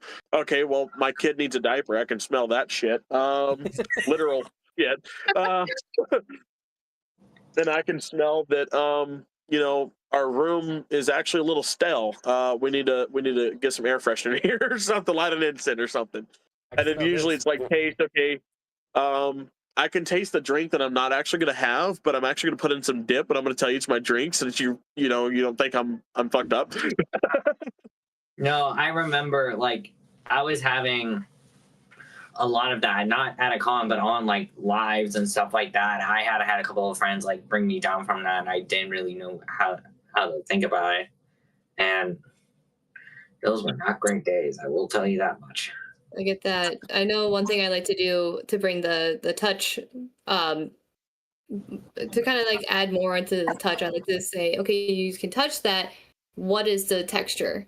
Can you I explain it to remember me? that. Name the fabric. Yeah, I like to do that as well because it also like if you know the method of putting your hands in ice and to just like reset your brain. I take that a step further with the countdown that you mentioned. Yeah. It's Yeah. great. I use the I'm sorry, really quick. The adding in the textures and naming the fabrics, naming what you're touching, also helps with people with CPTSD. Mm-hmm. And my wife, unfortunately, has CPSD, and I've got the full-on real PTSD. I mean, okay, look, that sounds bad. Not to say the CPTSD is not real PTSD. It is. It's just Hold on. it's 2 different things. CPSD, no one's ever explained. Explain it, please. Maybe. So the C stands for complex, but I'm going to let the mental health professional take over for this one because I don't fully know. I know like a base idea, but I don't fully know. So I'm gonna go ahead and preference this as CPTSD is typically is trauma that has started at a very, very young age. It is complex because it is from multiple locations, multiple different scenarios. It is constant. A person has chronically been through trauma, and it manifests later in life or around the time where a more of a severe trauma happens. So someone who grew up in a very abusive household more likely does have either minor or severe version of CPTSD, depending on what their brain decided to do. Because honestly, you can be someone who goes through trauma, but you won't develop PTSD or PTSD. There's a lot of other things with genetics and all this other stuff I'm not going to get into that can determine if someone does get PTSD from an event. PTSD is typically short-term, caused from one event. Complex PTSD is from long-term exposure to trauma, and that can vary just the same as PTSD and CPTSD. So it's always on a different scale. They used to use a rating scale for that. They don't use that anymore. Typically around like 80% on that old scale was when they would determine someone with either or to be someone who needs to be on disability, for example. And to add on to that, I mean, as Tara was kind of explaining the scale that they used to use for that, we are still trying to understand what PTSD looks like. I mean, you take it back 50, 60 years ago, Vietnam vets, all right? These guys have CPTSD or PTSD. When they were coming home, they were just looked at as crazy lunatics. They were just swept under the rug. And that goes as far into up until 30 years ago, the 90s, and God, that fucking hurts to say, but with the first Gulf War vets, which my dad is part of them. A lot of those guys, they were swept under the rug. Like I said earlier, it's really been the last 10 years we've kind of really started to get into it. Within the last 5, we've put a major focus on it. That is because we're realizing that it is a true, real fucking problem that can't just be swept under the rug, looked at in any other fucking site. It is a real problem that causes a lot of a trigger warning here, guys.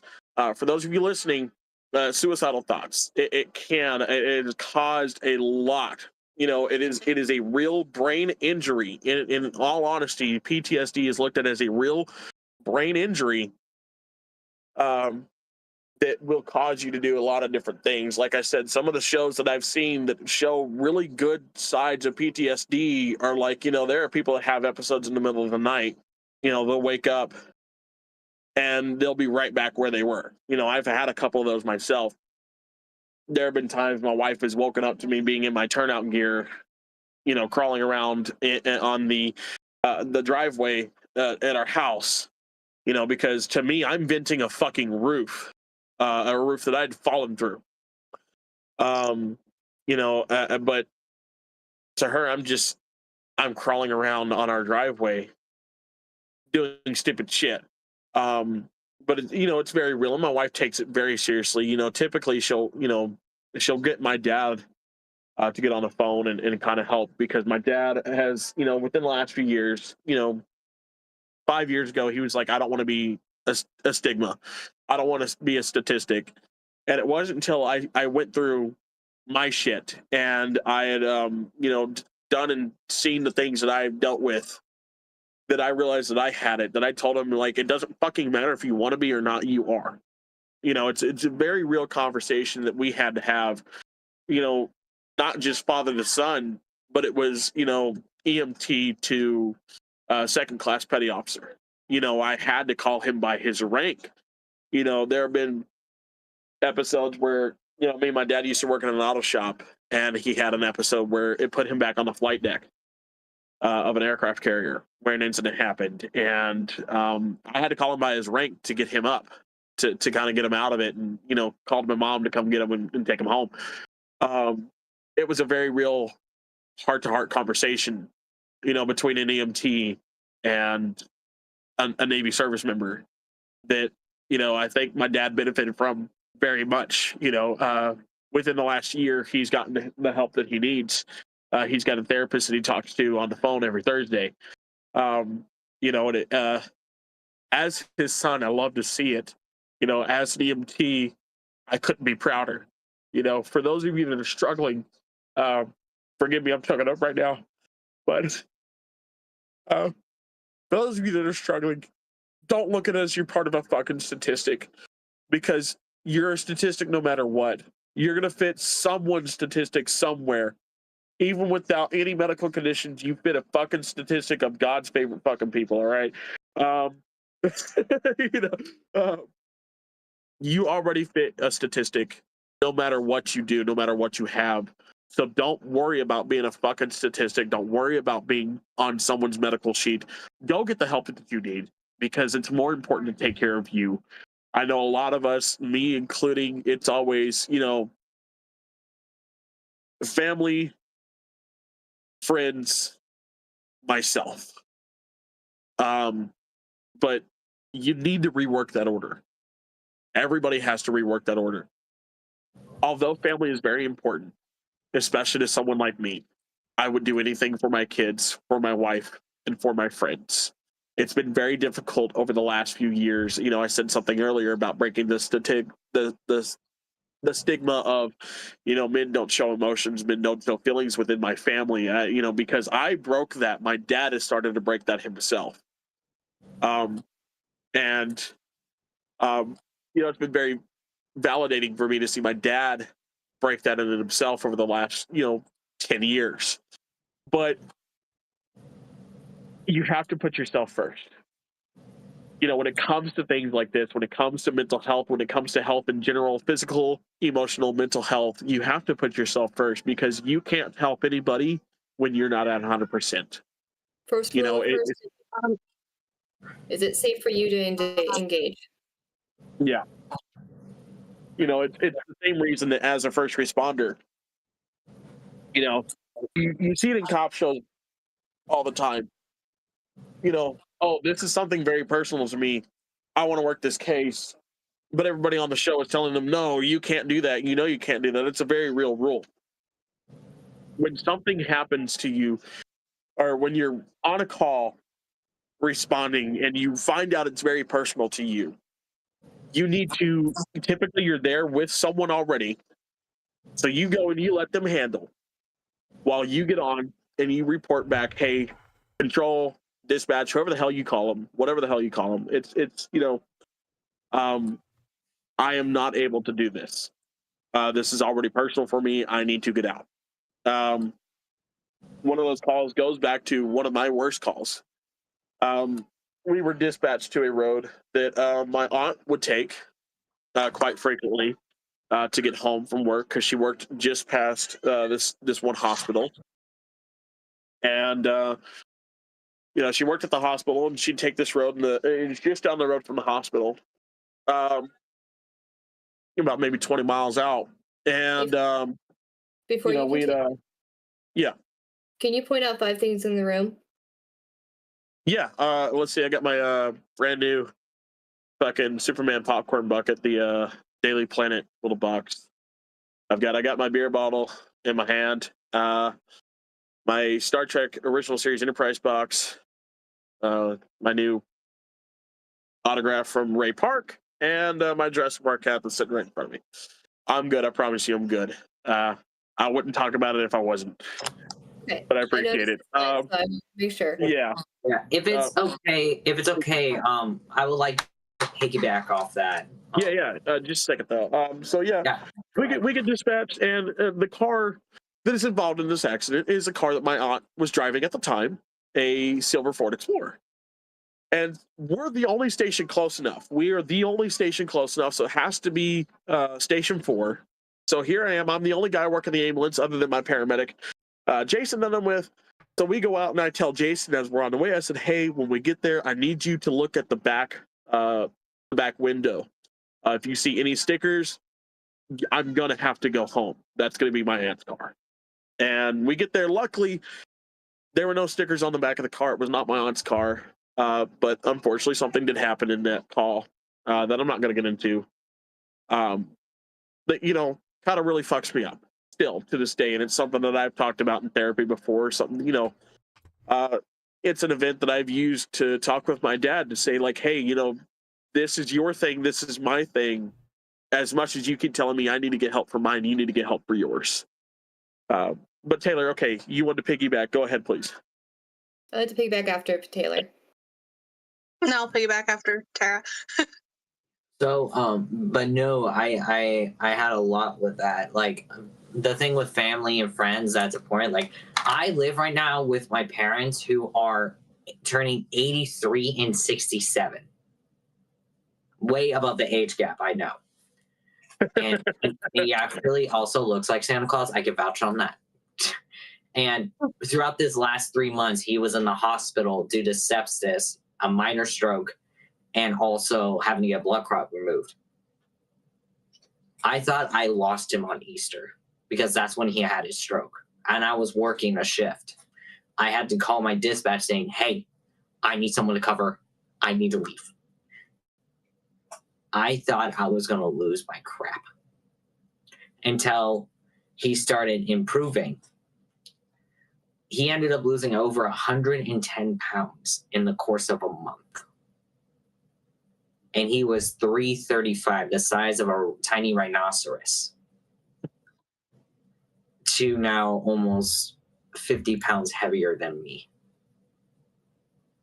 Not common at all to see him that skinny. And he says, I now look like what I looked like when I took your mom on our honeymoon. And I have that notion, which I'm trying to change right now, which I worry about my family over myself right now. And the fact that I'm trying to take care of myself while taking care of them is a big thing. And especially when you also have two siblings who try. One who's incompetent right now and spoiled, which I want to... And the other one, which I do respect, she's living in a motorhome somewhere in like McMinnville right now. So I'm trying to be the only one. I'm trying to be the caregiver here. And I know all the medical procedures my parents do because I've been with them when home care comes over to the house. Should I get paid? Probably. But I'm there constantly. I was a yes person. I worried about what everyone else wanted before my own. Gone to therapy, I completely changed that. I tried to get out of the house more. That way I could work on myself. But constantly, I'm getting called, hey, you need to be at home. Mom's having a cramp. I can't get up to do it. I get it, Dad. Yes. So that's why, technically, right now where my room is, it's right above my parents' bedroom. Anytime they need me, they would give me a call. It's actually, good example.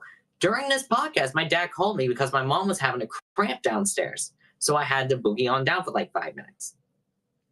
But ultimately, what he used to do when we were teens here was to take his cane and batter on top of the roof, which is my floor. So anytime they need me, he'll just basically go, and I'll be like, okay, going downstairs. So I get that a lot, Chris, a lot of the time. But ultimately, it's also that my family, especially my dad, is using that too much. So ultimately, I'm moving out to not be Cinderella anymore, but at the same time for my own sanity. And that was a big thing I need to realize, is that I need to worry about myself more than anything, and I just didn't know how to do that because I've been worried about everyone else. And I'm still doing yes. I'm still saying yes because I have older family members. I can't technically say no because they literally can't do shit. But my mom, who's gonna have hip surgery, is getting up in pain. I worry for her greatly. So it's a lot, but still, I'm giving time for myself to where I can work on myself. Good. Because you need that, and it's just strong to do that, because it's one thing that I know Flash talked on this a lot before, is the stigma that a lot of people who are born men are masculine in any way, shape, or form. They do have to deal with the stigma of you can't show emotion. You can't. I had that for years. Exactly. I'm sorry to experiencing that as a man, as someone who still I present them outside of cosplay, but as a masculine cosplayer, I've started to kind of experience it myself, and I only had this a little bit of like, no, this is a problem, I'm going to advocate for this, because it just shouldn't be an issue, because we all understand how this world responds when they see weakness, when they see the vulnerable, when they see the poor, the homeless. It is a strength to be visible and be any of those things in this world, and that needs to change. That stigma needs to go away, because it's safer to be the strong person, to be that person who can shoulder everything, when it is, in fact, stronger to even show weakness. Because that person who is showing weakness, the person who's being vulnerable, knows damn well what the person that is seeing them might be thinking. The person that has made it clear, if you cry, you're weak. They know what that person is thinking, yet they still choose to show that emotion instead of suppressing it and making it worse for themselves. It is a strength to let it go versus suppress it. Yeah, that's when I got back into therapy, because I was so bottling up. And as someone who grew up in martial arts, I was taught that you cannot show weakness because they will find a point to where they will batter you. So I'm still having to fight through that. And I'm still learning, and I train in Muay Thai and Jiu Jitsu right now. But the same thing, I can show my emotions outside of that. I'm okay with doing that. Am I still learning to do that? Yes. I tell everyone. I tell Chris even. I've told Jado a bunch of times how I'm feeling right now. Do I physically show it? No. But I'm learning to do that and to be okay with that. And that's the thing everyone needs to realize, is that even though you were taught to not show your emotions, it is okay if you do. For people who think they don't, it is not okay, they are not in the right mindset. Causing more harm. I can personally talk about that. I'm gonna get trigger warning of death and loss of parents for anyone out there who has that. Please tune out now, as I'm gonna get into a very deep conversation for myself. At the age of 16, I stopped being a kid, or not 16, like probably closer to 13. I stopped being a kid. My mom had health issues where seizures took over her life. She no longer was able to climb stairs because a seizure took her ability to walk. She had to use a walker to get around the house at the age of 40. I watched her deteriorate for 4 years, I think. I think I would have been 13. But I watched her deteriorate for 3 or 4 years, going in and out of hospitals, not knowing if she was going to live. Every day I went to school, and I would go to school, and people would look at me and go, "You're the happy friend. Why are you sad? You have no reason to be sad." The stigmatism of the happy person not being sad, the happy person smiling 24/7, being okay, it needs to stop. Because just because someone is smiling on the outside, that might be how they're processing. They might be suppressing that. Personally, for myself, I lost my mother at the age of 16, my freshman year of high school. I did not process that. I mean, I acknowledged it, my brain understood it, but it didn't hit me until junior year of high school, when I stopped giving a fuck. I was having issues with grades for a while. I didn't care. I was having issues with friends. I didn't care. I got into fights because I didn't care. I stopped caring. Like, I passed everything with at least B's or C's, but it was to the point of I stopped caring genuinely because I realized she's not coming back. That was my mother. That was my best friend. She's the one who had helped me through years of bullying, years of trigger warning, self-harm. She helped me through so much, and I lost her. She was my rock. I watched my rock deteriorate for years. And I always had this hope of maybe it's not real. Maybe it's fake. Maybe there's something I'm missing. And part of me always explained myself a little bit, because the last thing that happened before her last hospitalization, I'm sorry, I'm a little teary-eyed, Okay. was she and I had a fight. And then the next day, I went to my grandma's, and she got hospitalized. And that was the last time I saw her walk, was the day we had that fight. She bent over backwards to give me everything I've ever had. And I love that woman. It took me years of struggling, waking up in cold sweats, panic attacks, anxiety attacks, to about, I think 2 years ago now, I started to go back to therapy for the 3rd time because I wasn't mentally okay. And my therapist diagnosed me with PTSD. I actually was telling her what's going on, and she looked me in the eyes and was talking about it and went, "I honestly don't understand how you weren't diagnosed before." She said it was so clear as day. All the stuff that I was telling myself was me being dramatic, was me just having a bad day.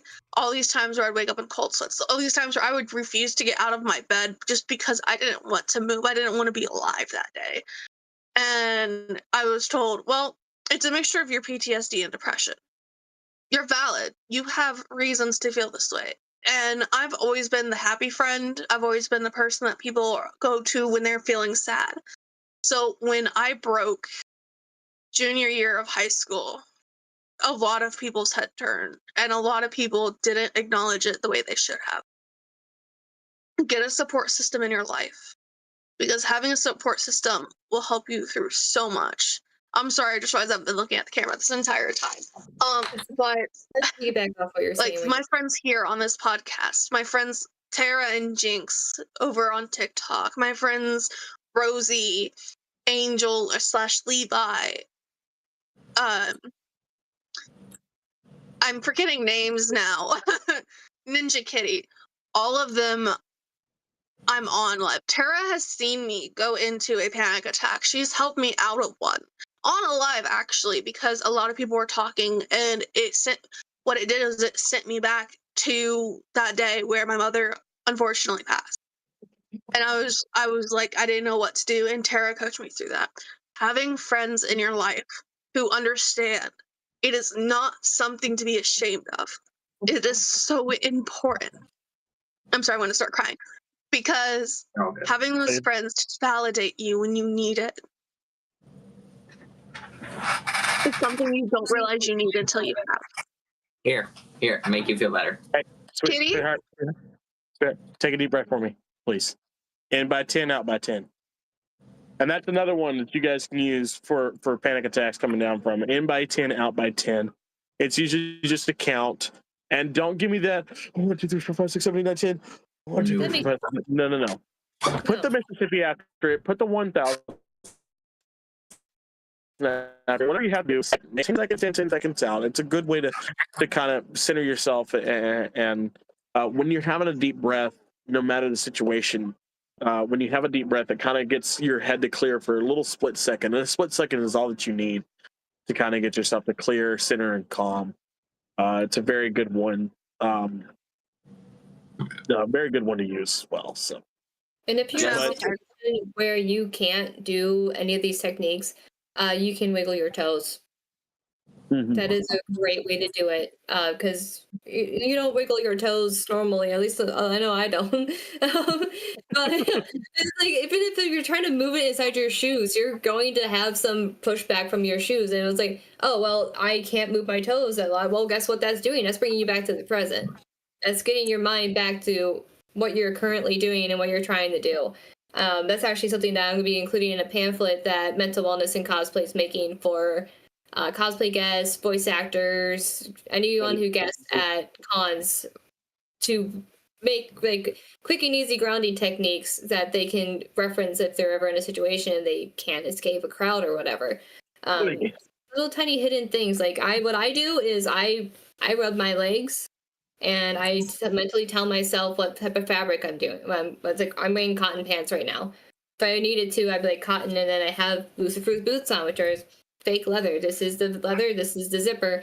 And I'm still sitting here having a conversation, yet I'm grounding myself. There's ways to do it. And like what Flash said, just taking a second and just going, even when you're working, if you're doing a job like I do, I'm a credentialing specialist for a hospital. I cannot take my hands off the keyboard or mouse, and I will get behind in my 8-hour shift. I take a deep breath for a split second, and it is so worth the 2 seconds, because I get so many more hours out of that as those 2 seconds of just being able to go. Another one that sorry. You're fine. Go ahead.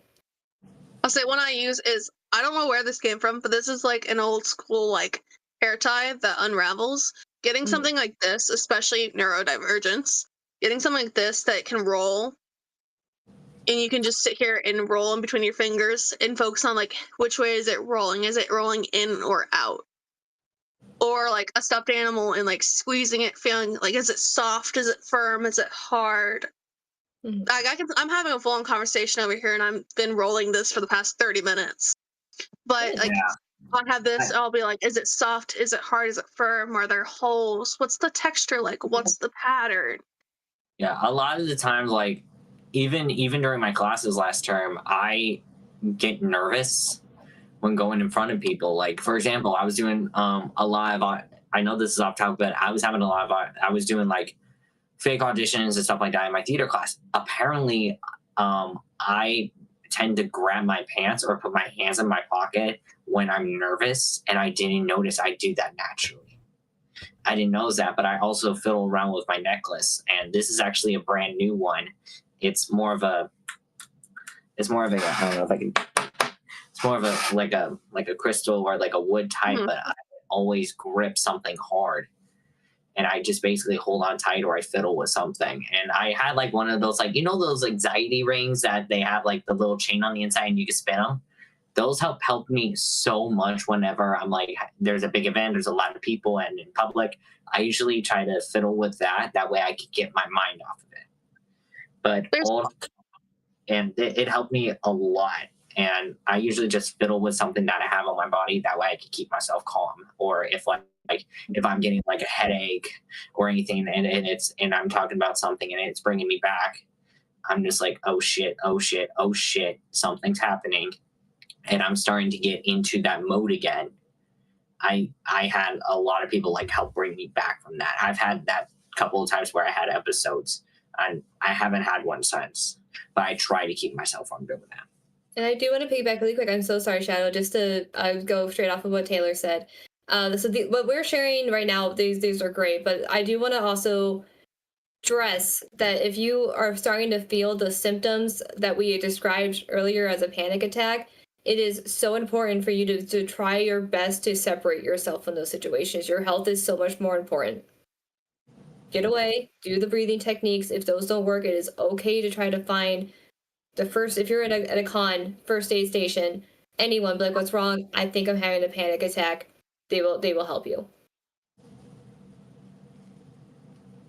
Another one that works, like,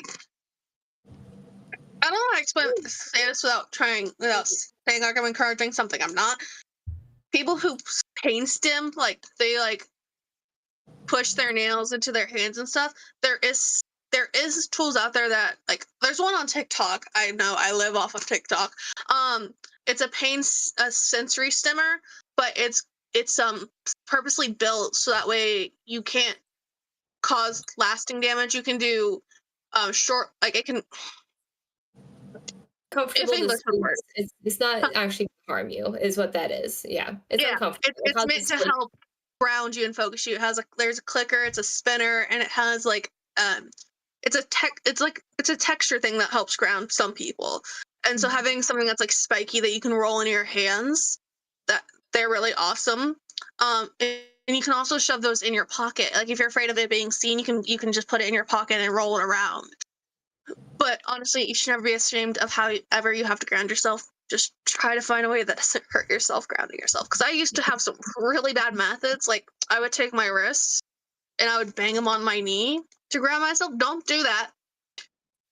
It can cause all sorts of issues. Huh? Maybe because that could be triggering to some people who may have like Tourette syndrome and stuff like that. So I'm going to stop you right there. But those are really good examples. May I piggyback off of what you were talking about being the happy friend? Yeah. Awesome.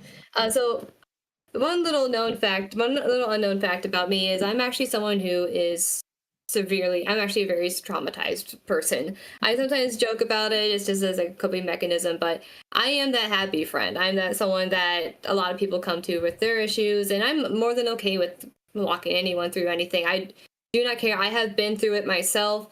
More than likely, I will give whatever advice I can, and if I can't, I will be honest. That is the one thing that it's also understanding the people that if you are someone who does need someone, remember to have the realization that the person you're talking to, if it's a friend, family member, whatever, they are not a medical professional. It is not fair to them for you to have those expectations of them to also be as effective as a medical professional. I know Flash and John had mentioned before on their other podcasts that there is a helpful line that you can contact that does have medical professionals on the other line. That's not going to cost you anything. It is 988.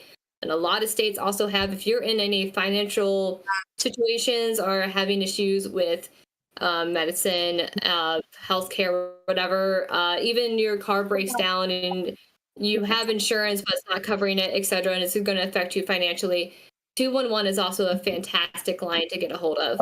They can help you with multiple things.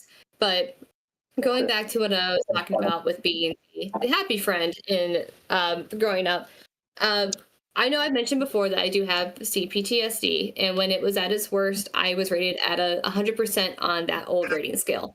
I was deemed, my therapist, I was 16 years old. My therapist looked at me and said, I am very sorry. I didn't know you had this this disorder, and I've been treating you incorrectly. I've tried my best. I went to court. I got the paperwork. Your parents have approved it. I just need you to sign. And they were going to put me on disability. What I did in return is not what a lot of people can do. And I know it's something that I did that I don't know if I made the right decision or not, but I tore that paper in half and said, how dare you give up on me? And that was something that I don't regret personally. I don't regret that to this day. But I also understand that also trying to say that it is okay if you do decide to sign that paper. Because there is no shame in, like I said before, there is strength in admitting there's a vulnerability. Because we know how the world responds. Everyone does. We've witnessed it ourselves firsthand. But what I did is I got through the therapy. I would say, I'm going to someone else. You're not helping me. Because one thing that a lot of people don't remember about when it comes to medical professionals are like medicine. It is okay to try one and then just find out the symptoms that are coming from working with that person isn't working and move on to someone else. And you can rinse and repeat because, like I said before, you are worth it and it is okay to start over at any time. Starting over with your medical treatments, I know are so frustrating being someone who has had multiple chronic issues. That is so frustrating, especially when you're getting gaslit, being told that, no, well, guess what? You know your symptoms. You're the master of your symptoms. Doesn't matter if it's not seen on a chart or whatever. You're worth it, and it's best to try to get a doctor that will listen to you. Absolutely. Okay. All right. When we look for groups of people that we want to be a part of, when we look for people we want to hang out with, we always look for someone that we know we can mesh with very well. We're going to vibe with them very well. They have a certain aura that we're trying to add our aura to. Someone that's going to, be a positive influence on us. And we could do the same for them. Medical professionals are the same fucking way. If you're not getting treated right, you can request another doctor, request another nurse, request another CNA, request whatever you need to request to get it. There are hundreds of thousands of medical professionals in this world, in each and every state. You can go to whoever you need to go to. If your therapist isn't doing right by you, you can request a new therapist. It is always within your rights. It is one of the things most medical professionals are taught right offhand, is if someone asks for someone new, you don't retaliate, don't do nothing, you don't even ask why, you just automatically, okay, thank you, it's been a pleasure meeting you, whatever, and sign off to the next person. Now, there are some stories, there are some shitty people in every line of work. We know this, of how it's been difficult for some people to find that right person, but it's well worth it when you do find that right medical professional to treat you, to listen to you, and hear you outright. For my military buddies, for the military guys, I know the VA is like one of your worst places to be. I want to really quick insert a very good organization. They're more geared towards mental health. That's called 22 Kill.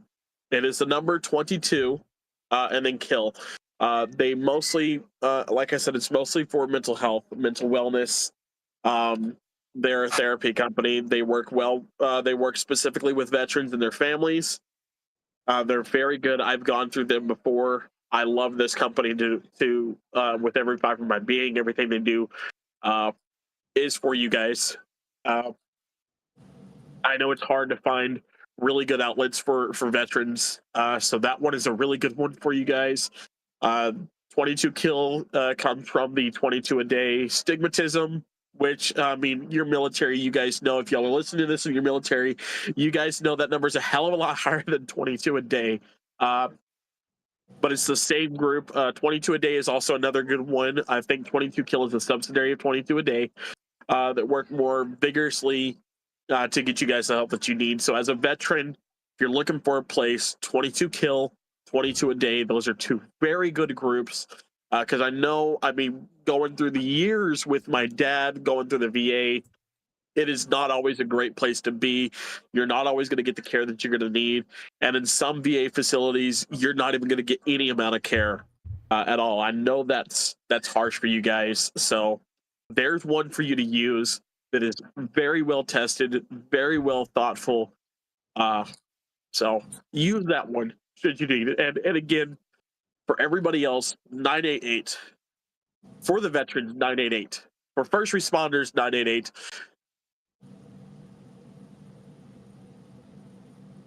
It's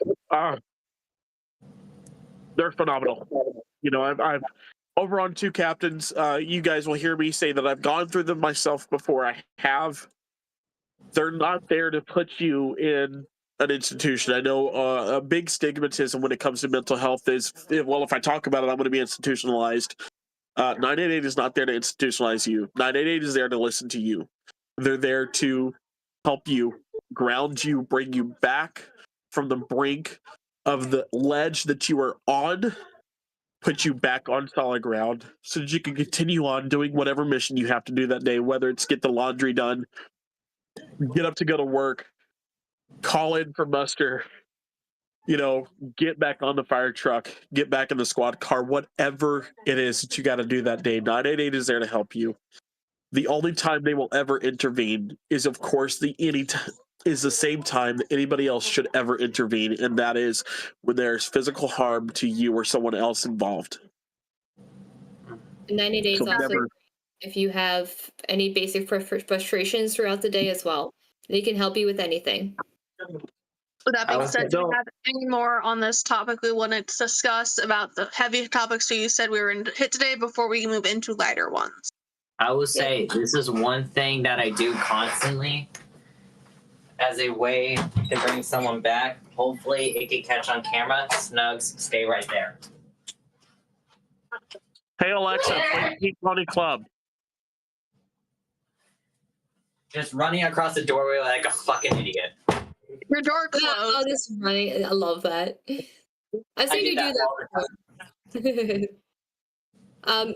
For other resources, if anyone does need them, Mental Wellness and Cosplay, our website does have multiple different resources. We are also going to be starting to expand on our separate departments and different projects. Particularly, we're looking at the veterans population right now.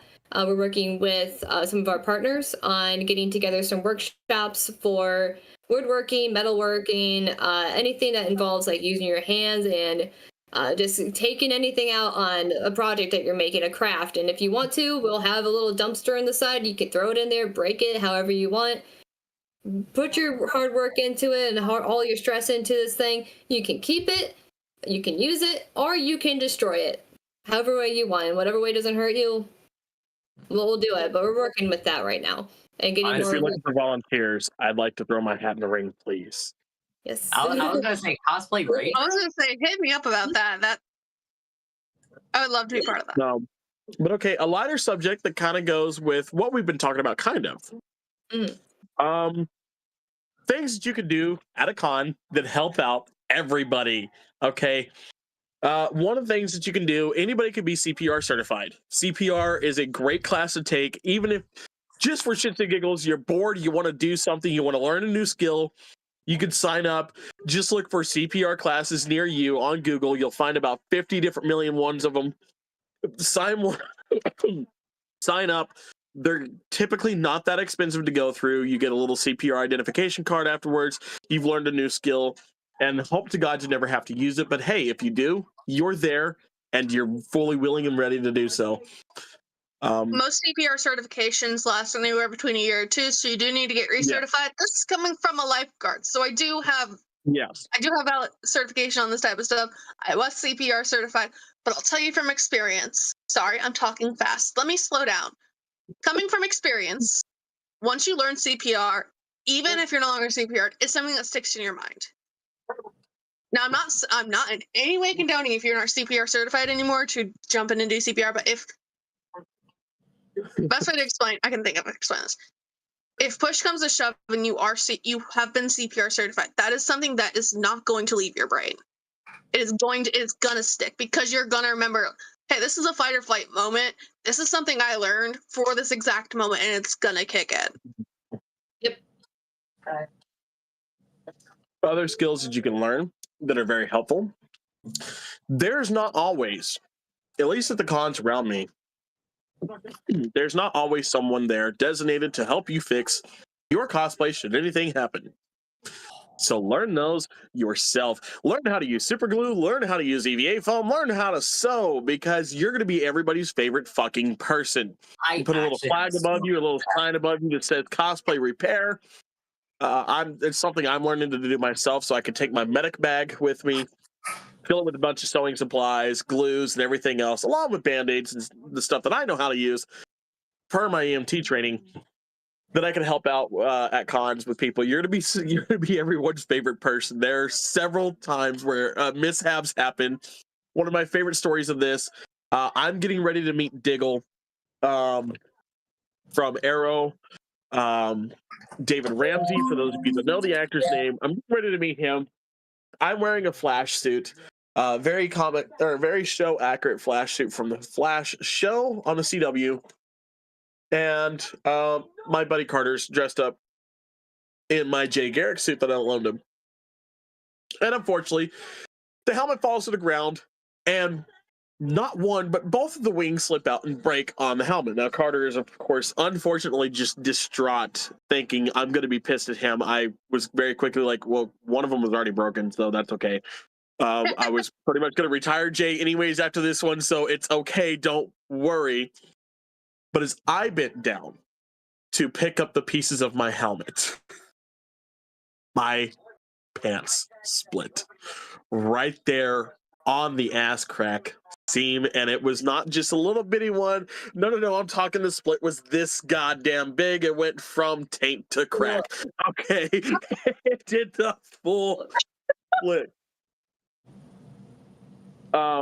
It did the full split, and this is right before I'm meeting David Ramsey. Like, if I walk out of the line, I'm losing my spot 30 places back. There are 3 people in front of me, so I'm not gonna leave the line. I did not leave the line, but I very quickly took the jacket off, wrapped it around my waist. Unfortunately, there was no one there that could help repair the suit. So we left the con for a little bit, went out and grabbed some night pants, some pajama pants, ramen noodle pajama pants from Walmart. It was just down the road from the convention, and I became Sleepy Time Flash afterwards. But yes, if you know these skills, if you have these skills, become that cosplay repair person. We love you. I actually have a story. I have a story with that. Apparently, this was at a con. This was during one of my classes this last spring. I'll be right back. I got one of my classmates. They're like, "Hey, does anyone have a safety pin?" I'm like, "What happened?" He's like, "Oh, my zipper broke." I'm like, "I got needle and thread on me." My professor's like, "No." I'm like, I showed her the full round of thread with a needle, and she's like, I have never met anyone who actually had that. I'm like, I'm a cosplayer. You never know what shit you need. So this didn't happen once. It happened twice. Once with a pair of pants and another one with the back of a jacket. And I'm just like, you're welcome. So you should have think of cosplayer. Of course I have thread. Exactly. Sassiness. No, so for me, it was actually at GalaxyCon. This was my first GalaxyCon convention. They had a cosplay repair table set up right by the photo shoot center. I love that setup because I walk in to get ready for a cherry bomb. For my cherry bomb, because I was doing cherry bomb at the beginning of the day. I make it into the convention center. I make it in through the door, and the moment I walk through, I look down, and I'm holding the top of my stem of the bomb, and the bottom of it's on the ground, and I'm like, that's it. I didn't bring my super glue. That did not just happen to me. I'm so mad. I'm fuming. I walk over, I see this table with a bunch of, like, a sewing kit out, and I'm like, I'm sorry to bug, and then I didn't know it was cosplay repair. I'm like, I'm sorry to bug you. You guys look like you have cosplay repair stuff. Do you have a super glue I can use to it? This is the cosplay repair, actually. And I'm like, thanks to Jesus, because I need it. and she pulled out this little bottle of one-use super glue, and I sat here and glued my bomb back together, got my shoot done, and then it broke again, and tossed that bomb away.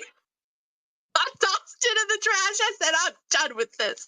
I spent 6 hours making it for it to break 3 times in one day. I'm done, and threw it away.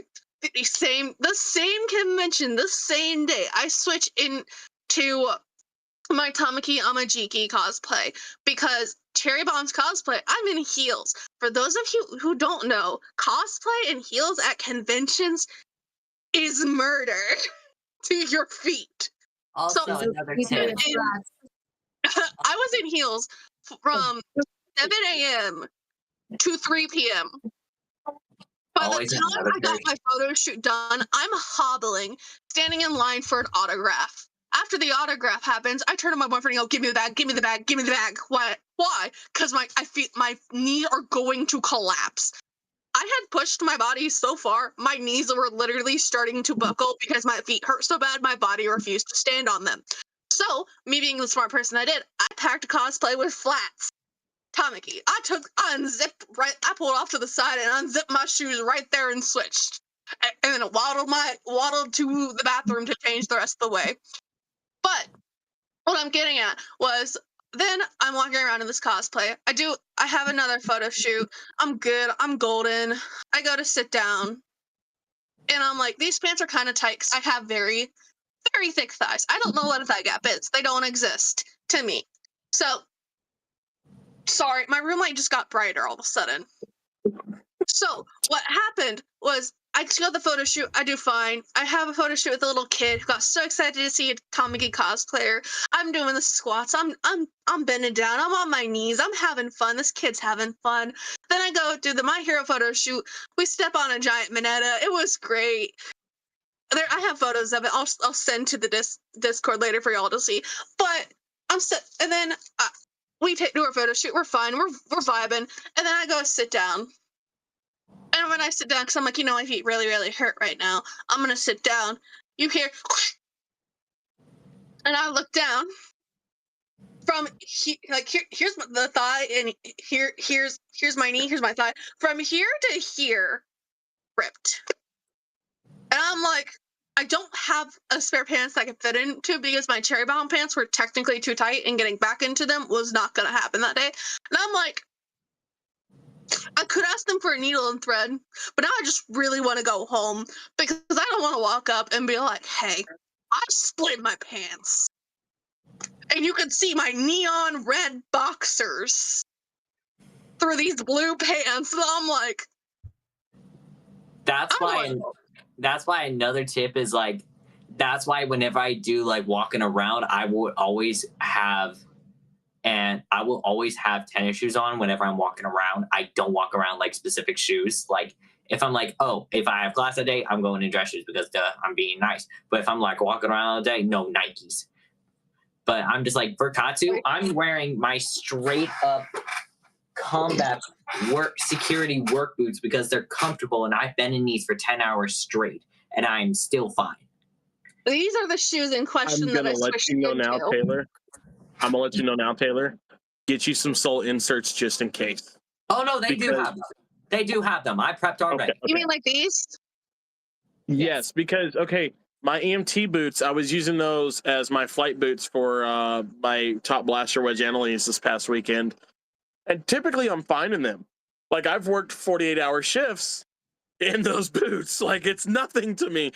But the 6-7 hours I was at the con, I was like, fuck this shit. Now for reference, I was in a line for 4 hours to meet Ray Park. So like, I was standing pretty much for 4 fucking hours straight, and that you're not supposed to do that in shoes anyways. So I actually need to get new inserts for these. My typical walking around.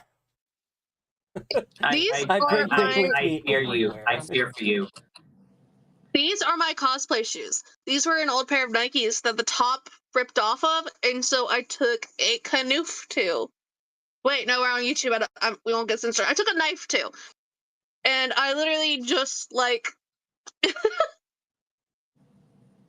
just started cutting at it because these were originally meant for a Bakugo cosplay. And I'm like, hey, you know, I feel like his shoes would be pretty worn out because of his quirk. I feel like they'd see a lot of damage very fast. And so I did this. I love these shoes. People comment on these shoes all the time when I wear them. Oh, those look so cool. I need to replace these shoes because this is the bottom of my sole. I can stick my hand almost completely through the shoe. Oh, they're starting to talk. Damn. So like, hold on, I'm gonna expose this. This little piece right here is the only thing keeping my finger from pushing through my shoe. Is a piece of fabric, which I actually stole these from my stepbrother, and he didn't want them anymore because he had the same size shoes. I'm like, oh, they're good shoes. Yeah. The fact that also a little tip on cons, depending on where it's at, please be dressed comfortably underneath your cosplay. Because KatsuCon's coming up, it's going to be the dead of winter in Washington, D.C. From what I heard, it snowed. That's why I'm like, I'm having layers underneath regardless. And the fact that I have these boots, which I've worn in the snow, worked out perfectly for me because none of my other boots work. Or even my shoes, technically. Or on that same note, if you're wearing one of those screen printed unisuits, you know, that's just that stretchy material, wear a fucking dancer's belt. Nobody needs to see Thank your parts, you. whatever they may be. Wear a dancer's belt, please, because there are so many men out there, coming from experience. There are so many men out there. You go up to it, oh, that looks really cool, and then not being creepy. You're just talking to them, and then it's in your face. You notice it. You cannot not notice it. You're like, I'm trying to be mean, but like, dude, you got issues going on right now. Like, I don't need to tell how mean your buddy is. And I to was give told advice on shoes, and you're just, and I can't now. I'll be like, you're killing my vibe here now. It's, I don't even know how mean your buddy is. oh my gosh. And we were. I was going to say off topic. I'm going to say this. And Chris was like, "Oh yeah, you and me have to behave. You and me have to behave on for the podcast." I'm like, "What did just happen here?" I'm hinged. Well, this is the comedic of it all. There's a reason over on Two Captains, me and John are called Task Force HR. Yeah. You have hunted shit as it is. Yeah, I'll say it's Chris, but really it's mostly me. Yes, But I there you will go. die on the hill That that was my Chris is the response. reason we're called. I will die on the hill that Chris is the reason we're HR when it's actually me. I'm trying to cover myself up with my my kimono right now because there's no with this kimono right now. I have no buttons, so I'm literally having a magnet or just holding it in place. That way, I don't show non-indecency. Also, the kimono looks lovely. Thank Temu for it. Non-sponsored. I have to be careful bending over, and I just forgot about that, and I apologize if I just flashed everybody because this is very low cut and like it like if I have it where it's the first button's right here. So if I move the wrong way, you're getting a full show up top. The fear of wearing white pants for any cosplay. Oh my, no, okay, story time. Can I give the advice on shoes first? Because I have really good advice for you. It is very important to prep your feet to wear the shoes if you're going to be wearing them for a long time. So what I mean by that is if you can wear them for a month or two, even around your house, like walk around with them, if you don't want to get them dirty, your feet will adjust to them and your shoes will adjust to your feet. It'll be a lot more comfortable. Breaking them in is look pretty testing. ridiculous once my Superman cosplay comes in because I'm just gonna be walking around the house wearing big old tall red boots all around the place. Just like boots in the background. I work from home. I wore my wedding shoes while I was working from home, and I like would stand up during the day, and then that's be my full-on shoes I'm gonna be wearing that when I walk down the aisle. Yeah, I did that. wear them all night. I hate heels, and I did. I do that with my Edward Kenway boots too. I'm just like getting used to them, and they were also my Rick O'Connor boots. I was like, God damn, these are abnormal, and so I had to get used to walking in them. I haven't worn them in a while, but I tried to go outside to where I need to get used to these. Yep. So I have a white pants story for all the cosplayers out there. I find it funny to this day because actually, I think this was my second cosplay I ever did. I did Mikasa from Attack on Titan. So I had white pants, a little mini skirt that barely covered the booty, and actually it didn't fully cover the butt on one side because they sit in the wrong size, but it fit, so I went with it. And a green shirt. I didn't have the shirt they used, so I used a shirt from Hot Topic that had their infantry right here on it, and then had a cape and the wig and the scarf. That time of the month hit me in the middle of the convention, had nothing for it. Oh no. I knew it. I knew it. As soon as you said I have a white pants story, I knew exactly where I'm glad I wasn't the only one thinking that, because I wasn't gonna say anything, but So now I go that to you the said bathroom. something. I go to the bathroom, and I'm not kidding you. I literally start crying because I'm like, did I just like? Is my ass red now? Have I been walking around the convention with my ass being red? And like, thankfully, like I look in the mirror and I did it. I'm like, I go back out, and this is, keep in mind, I was at this convention with my father. This is the first convention I've gone to, the second convention I've ever gone to, and I'm with my father. And I have to explain to this man why I need his car keys to go to the car to grab a different outfit. Man tried his best. I have to explain to my father that I have to go to the car to grab my other cosplay to do a cosplay change. But she was fine with it. He's like, oh yeah, sure, hands me the keys. And then he sees me waddling out, fucking holding my ass cheek. Oh yeah, He understood instantly. he's just like, He chose not to ask questions, and I'm so thankful for that. My dad still doesn't get why I do it.